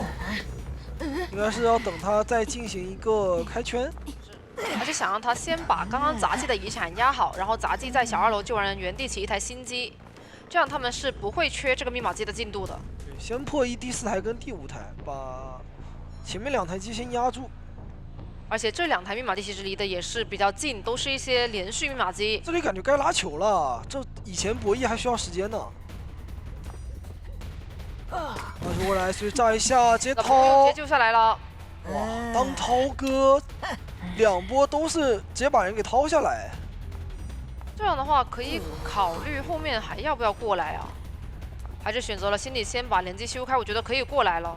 感觉是可以打一波架的，因为密码机差的真的不多了对，而且这边心里还帮他吃了藤蔓。先拉球，想预判一个螺旋球，没有咬到，那这样的话刀飞轮扉页反应很快，还行，但这个插刀下来，其实密码机也差不多了呀，差一点点。 96，差一丢丢啊，就差一丢丢。那前锋没有回光返照，好像是一个伏笔啊。不过其实入殓师那边也还有个灵柩，感觉开门战还能再去玩一玩。其实我感觉他可能不该直接拉球，他可以走过来用飞轮把地上那个藤蔓给解掉之后再拉球。就我离你近点没关系嘛，因为密码基本上压好了。现在的话，另外一边的门也是刚开，手上是有底牌能切个船的，看怎么说。东玄这边是有机会能争3抓的。不过18这边的话也是卡在地窖附近，他想把皮下赶走。18那边的话，因为前锋是一个1挂，所以说这里还要等很久啊。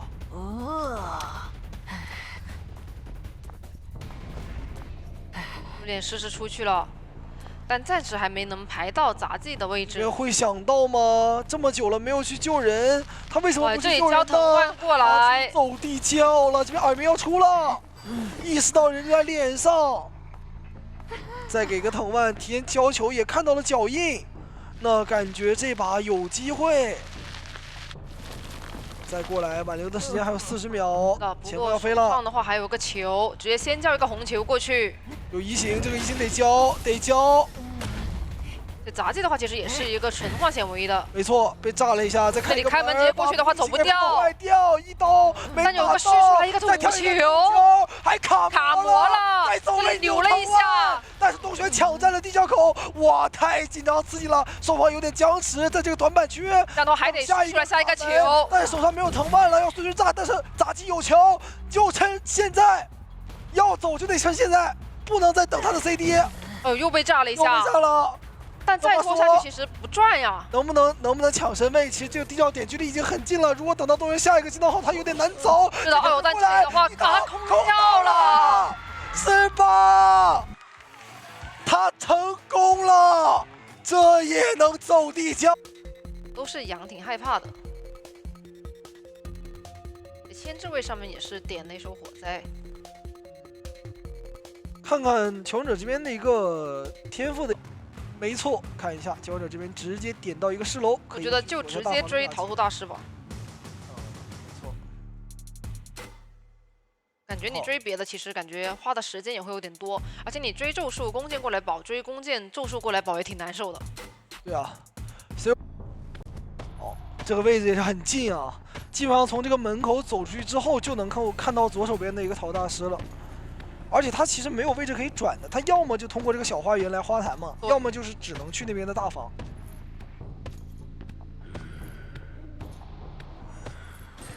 脚印已经跟上，直接先交一个迷烟炉，给了一个迷烟炉，不选择预判笼子，选择先等他一手。那感觉是有点安全放他进大房了，有点亏啊。刚才可以还行吧，交一个笼子试一下。前面这个位置有没有一个很秀的笼子说法？因为有高低差嘛。万一打一个落地刀，来了，落地。不过这里的话还是先骗了一下。但是他自己钻也只能钻到脸上，好近啊！这个笼子单边的。不过还是掉了。是啊。哎，这里没打到，过来还没打到。没关系，第3刀应该是有的。而且下一个笼子感觉这里没地方转，又被打倒在楼梯上了。哦呦！过来直接一个落地刀，顺路直接捡了。他这个转点没办法，他往这里走的话肯定是倒的。对，他好像最好是吃这一刀跳楼跳下去，还能。然后他这个地方太单向了。对他不能走那个楼梯，他只能从那个缺口跳下来。过来是已经提前排到了君少天的位置，那可以先去处理一下。这里的话秒救是不是有点太亏了？给个壁弩，给个50。香梦他也是完全不着急，就你等淘汰进度，我等愿力嘛。是的。卡到半。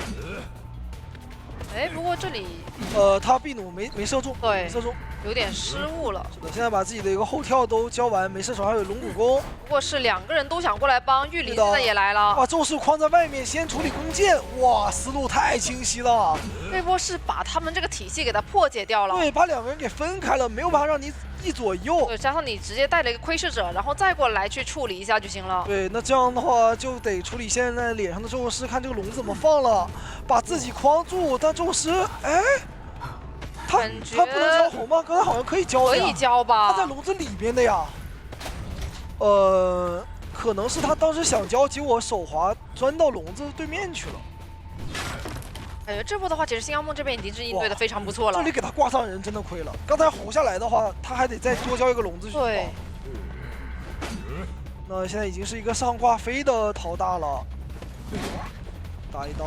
我咒术身上的雨虹咒像还是比较多的。2个 OB 位起来，尽力保护。那外面只有1个人在修机，真的能拖够吗？是挺难的。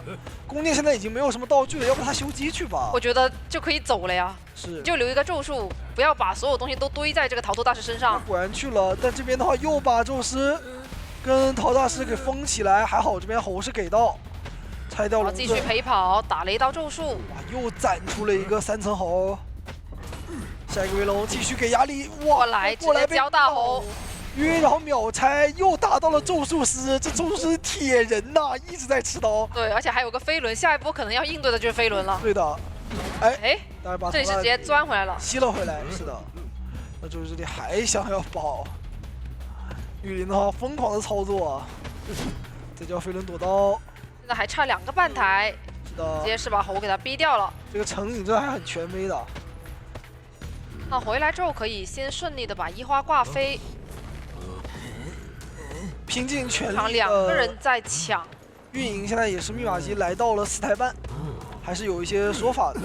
那对于香油梦来讲，这个争胜的面很大，因为他毕竟底牌在手嘛。而且外面2个人太残了，是那种平地都能击倒的，不太需要你去等1个愿力。打一刀，大龙也是直接弹走，他你过来了之后，感觉他牵制不动啊！哇，这双龙太果断了，飞轮都没有来得及交。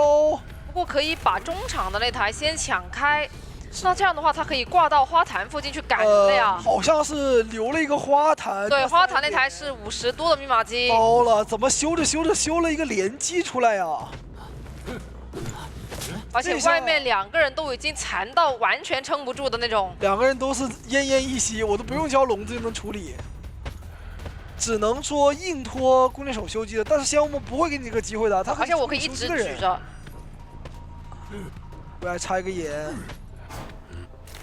想要吊一下咒术，咒术现在猴跟不上，先被击倒了。另外一边被盔者所照射着，没有办法。好像要进入到一个4的局面了。那咒术的话起来的也慢，直接过来处理弓箭手就行。他也救不了人，也修不了机，只能挨倒啊。2个人全部倒在椅子边上，这局还是难逃一个4抓呀。这不还是太用力的去 OB 了，有点。感觉好像所有的人都在保护这个陶大师，但是陶大师他又是一个很难去牵制的位置，就是你保他，其实你很难把他保活。还是拿得太早，这个陶大，因为有跛脚羊那个第2把你都 OB， 我玩跛脚羊我这边能处理得了，对吧？你第3把全软辅，哎，我玩杂货商，你没有人断我节奏，没有硬 OB， 所以说你现在你求生者你 BP 的话，你如果说你只选一方面的话，你就是面临这个问题。对，所以我觉得可能这个 BP 下来还是有点。对，留在了小门最里面。那这个位置的话，感觉还行啊。对于求生者来讲的话，这个16还算是有保障。气象的话，他能够去拖。好，来看一下他的一个一追是选择往小木这边来找，想动一下飞行家。大龙也是提前选择一个摸后观察。想要去做一个16的牵制啊，他没有选择直接拉点的，想要去看主动牵制，再开一个门，捏了2个碎石，可以选择去丢了。这里出门的时候是没有选择先锋，摇护炸骗一下，道具要被逼出来了呀！直接选择加一个大喷。哇，悬停，完全不省。但这个点的话，这种连续的高墙，其实杂货商并不是很害怕。不过他也是能拖到他第2波的一个道具好啊。那这里可以来一个，我又是个细节走位，想用藤蔓封板口，我这边直接续出来下一个飞行器。是的，但是快缠住了，没有躲掉，而且这边吃的一炸一刀。感觉香雾梦这个杂货商属于度好高啊！那趁你飞行器还没好的时候，直接交移形过来。这是给了一个飞轮不博弈，因为想要直接过来给飞行家去叠激励。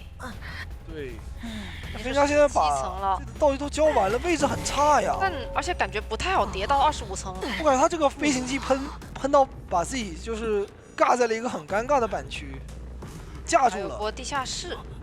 想了想还是不挂了。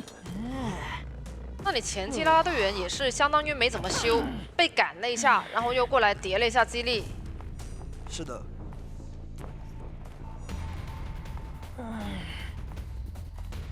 像我们这波怎么处理啊？守门的救人已经贴过来，应该是等他出土的时候选择丢一个碎石。2个人一起救吗？想直接去打一波拉队员的套路。是的，想叠激励，但是这里的话也不好叠，而且叠到守门人身上。等一下，这人有点太多了，变错人了，有点不太好选。被打到了飞行家。哦，4个人原来是。哇，这个飞气象也来了，而且风也没有丢，没有丢到，感觉是有一点点变形了。穷者的一个整体操作，感觉他们很想去打一波团。是的，刀也没有扛到，激励也没有打到，然后风也没吹到。到。那这样的话，感觉要这个飞行家只能是卖掉了呀。抬头一看，2台半，挂在这个地下室里，你肯定是不好救了。守门人的话也是被炸过一下，如果说再过来救援的话，是有可能自己出不去的。感觉没有太大必要过来了。对，就卡着卖了吧。这一局确实是打得比较混乱，当时局势是焦灼。但仙雾梦他处理这种情况他是很擅长。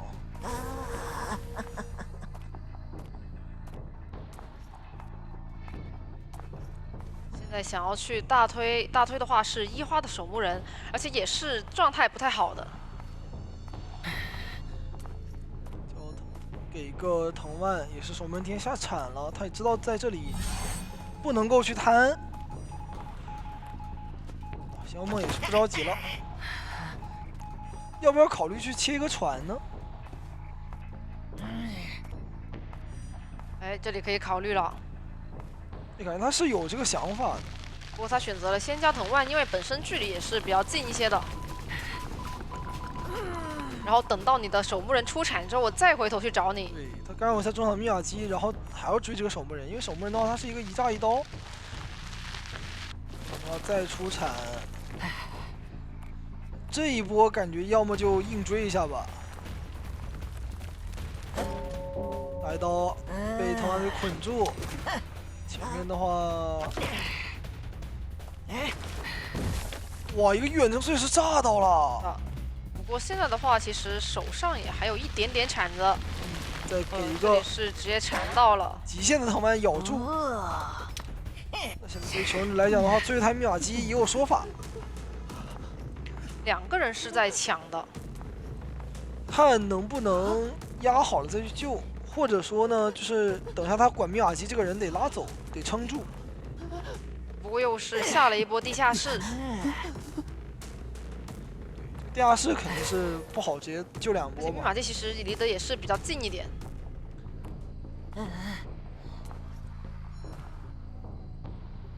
枪这边已经贴得很近了，小梦两边都在看。 不能让他第一时间去偷跑，想要去卡过半。不过其实这样守的话，也是给到了外面密码机直接压好的机会。而且这边一个风吹过来，落一刀没有打到，没有出刀啊。藤蔓先把他控住，再交一个藤蔓，但人被救下来了，很亏。炸了一下。是的，在这位置一直卡路一刀。大货伤他的一个碎石的一个充能，感觉是有点不够。而且选择下了一个铲子，那我就管你队友。在里面的气象。是的，又没有炸到，要不在上面吸一个躺腕打一刀呢？让他出不来呢？这样拖的话，等下守门人他贴门去了呀。这个时间已经是可以贴门了。是，小恶魔这边就想等自己的充能，我就跟你卡在这里，反正你敢开，你也不敢开机，开机我就打你。实在不行的话，我再慢慢去攒就行了。是的。是有想法的，上面吸了一个藤丸爆出去，招飞轮冲出去，但是不敢开密码机啊，谴责直接开，藤丸咬住怎么办？风吹，打断了，好秀。那这一波中央天是顶住了压力啊，而且处理的气象其实有一点点小慢的，那边又贴了门，对，所以导致说你这把就不太有几率多抓了。这样的话直接被藤丸咬住，但是也是成功掩护到队友门开。不过这把其实我感觉对于朱雀来说平局已经是赚到了，因为他们是一度面临着一个4抓的。是的，不过其实都一样嘛，就是求生者这边只要不被多抓的话，其实出现嘛各种各样的一个4大天王版本之子，就有一点的被淘汰到后面的优先级了。对，包括你，而且你面对一个梦之女巫的话，其实修机的规划是比牵制的时长要更重要的。对，看一下吧。东玄这把的话也确实是绝境女巫嘛，我们以前也见过她很多的一个。东玄这边是选择了先去找一下18的邮差，我18那边已经是下好板了。这样的话，对于梦之女巫来讲的话，她还是得利用她的一个双信徒，看能不能包夹，先调到墓地，然后原生这边有一个拿到机会，但是选择切了一个寄生。不过这里的话，其实本身也是有一个加速，然后冲出包围。哎，但是寄生是拿到刀了，那可以拿到有点早啊。这样的话，下一条狗可以直接秒他了。而且你虽然说是送到了寄生，但是这个节点有点太早了。是的。这样的话，你可能原生跟上了之后，一条狗过来，踢狗你有点撑不住呀，而且还是这个地方的话已经要倒了。完了，43秒这个击倒，这个有点太快了。是的，那这样的话，这局真有说法。尤其是在小门，我们可以注意到这边是刷了一个3连密码机。那么只要这局游戏东玄他能够死守这3连，把你牢牢的控制在这个半场，让你修不了，机会的，那他就很有机会去争一个4啊。我感觉成都 GG 好像是不是太久没打女巫了，真的还是有点回到他们以前的状态是吗？全练记录员了可能，对吧？没有想到东玄在这种关键局里面还敢再掏一手梦之女巫，但是这可是他的招牌角色呀，王牌角色呀。比比虾现在已经过来了，放狗想骗一下吗？哦，不过这边是直接救下来了，是要打一个针对，不让你进行一个226，因为知道我打到邮差也没有用，他身上能够去叠一个激励层数，所以这边想要先放狗。但我觉得这条狗如果说放到拉拉身上会不会更好呢？这样的话打了一刀拉拉，那这条狗可能要掉。是的，这样的话邮差其实他是有一波牵制的机会的，那可能要考虑交一下底牌了。但是其实也能牵制出来一个化险为夷的时间，然后你再去交这个底牌。包夹，邮差这里应该是要给寄生。哎呦，感觉不对呀，这个走位怎么能往原生边上走呢？肯定是往寄生脸上走呀。那再吃了一个原生刀的话，就比较伤了。不过这局因为他们本身救人位是一个佣兵，倒是也还不错。他们这个激励的体系也没有打出来嘛。感觉最近好像大家都在打，但是好像都没打出来。佣兵这边是配合拉拉的一个，但是你这波佣兵过来救人，直接交2个护腕，我觉得监管者也是可以接受的呀。是的。而且密码机的话，现在还差1整台啊，1台半。直接救，然后选择把这个邮差卖掉，保自己的状态。而且最大的问题就是我们前面说过的，你这个3连密码机你拉不开呀。就感觉梦之女巫她这把是在整个墓地跟小门半场，她编织一张巨大的网，你谁敢走进这个区域，你就得给我吃刀。那现在的话，可以先去外围打一下状态。但他们现在是没有人有那个紫圈，就导致佣兵那边还得先捡了才能自己驱。刚刚的护腕也是全部被打光了，现在得赶紧补一下道具才行。就你看剩的这几台密码机，墓地、中场、大门以及一台小门，全部都被卡住。他现在的话就相当于就只能拖着一个继承信徒，然后先挂一会儿机。是的，是的。对于求生者来讲的话，他们只能慢慢的进行一个拉扯了，因为现在那个密码机分布的话，对于梦之牛来说是一个绝对的优势。不过香水倒是挺舒服的，现在。是的。那也是捡上女巫标记，看能不能先自己驱除吧。对于东玄来讲，手上有底盘，就找个角落自己先驱一会儿，用这个放狗就可以去迅速拿刀了。咬一下。这里可以去香水不好提前放，啊，可以提前放。哎，秀了！东玄想打一个抽刀，但是没有听到他的一个香水释放的一个声音。那我感觉还是尽量送一个寄生。但也还差2个半台，而且这个走位的话也是被压迫了一下。那现在的话，其实3连也还没开掉。他其实小门可以先去找一下，但是大门还有一个3连，你知道，他可以这样连。拐弯的那个连吗？对，所以说很难受，你永远是连击。我中场这台密码机是相对来讲比较难守的，会更好破一些。对，现在想要先用信徒去把皮皮虾赶走，然后让枯草在外围。哎呦，摸到一根针呢。不过目前来讲，这个局势对于梦之牛来讲还是很大的优势。但我觉得还是有点不太好试，因为你2个关键道具都已经有了。这把如果说求生者想去运营走一个的话，也是有面的。这把其实他们只要保证说我该调的状态都调了，就不太好试了。是的，就慢慢去跟你磨密码机。其实他们不着急啊，我这把只要跑1。因为女巫还是怕有点怕自己拿不到刀嘛。但是道具的一个释放也是要小心啊，不能消耗的太快。你像佣兵已经没有道具了，火在这边只剩1个气囊。是的，但佣兵那边其实也是能够自己去压一下针。对。东玄他其实不是在逛，他是没人追，都不修，对吧？我怎么追？然后也都卡得挺远的，离密码机也有一定距离。我一过来的话，他就跑远，所以他现在只能是一个慢慢拉扯的局势。而且好像平常这边是把自己的一个信徒给压住了，所以说他就不着急，第2时间再消掉。那你的本体跟就原生寄生都在我脸上的话，队友就可以破1了呀。对。外面那台密码机已经来到了96，而且大门也已经在起了。东玄，这里的话也是直接冲出了包围圈，也有点续不上节奏，往右边还能进板区，感觉东玄这边是一直续不到啊。这一拉一扯之间，密码机的进度变得很多了呀。他拉扯的有点太久了，其实跟刚刚那局杂货商有点类似的，就是中后期被求生者那边拉扯的太久，衔接不了第2波的一个节奏。他手上有放狗，但有底牌闪，但是他不好去交。先暂时的压住吧。但其实已经91了。求生者来讲的话，他们是有机会去强开的。如果说你切信徒在外面管人的话，我这边可以去抢量偷量。这把的话，应该还是一个比较漫长的拉锯战。对。啊！现在选择切闪吗？在这个即将开门战之前，把自己的底牌给使用了。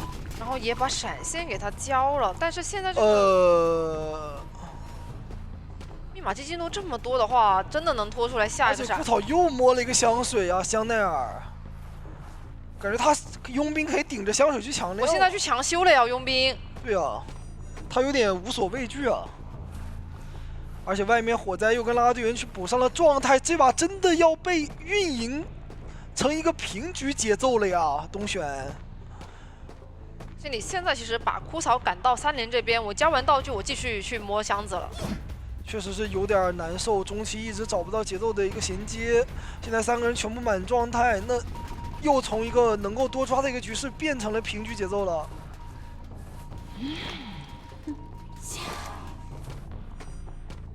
但现在这个控场其实是有点无效控场的，因为状态也逼不掉，然后道具也逼不掉，甚至说底牌闪还交了。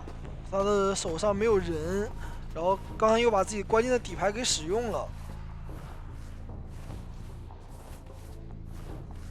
想要去大门赶一下枯草，但这里枯草又可以抢修一点。又摸一根针，我觉得还是刚才他在墓地放狗咬佣兵那里被香水回了比较伤吧，不然的话他就可以直接去击倒佣兵，找佣兵的节奏了。再放香水，求着他们打得太稳健了，完全不给你一丁点儿的机会。然后3台继续给你压力。是的，这你能同时控2台，你还能同时占3台不成吗？他们其实有信徒了之后，都可以先把自己的信徒拉开，然后去驱散一下，然后掉了状态又可以去回，导致现在3台其实有2台都已经90多的进度了。是的，这个回合已经是干扰不了中场火灾的那台了。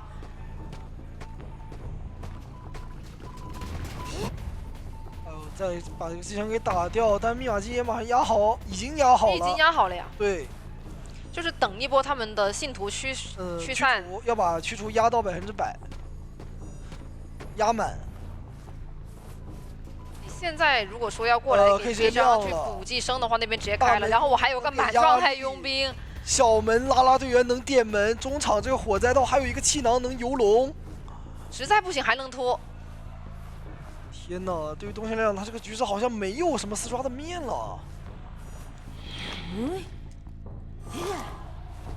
能管吗？主要是手上这个技能一直被卡着，交不出来。而且你现在技能上面也没有一个终结能力啊。对，他没有拿到身具啊，就这样打着，求生者等下要跟你去争一个3跑了。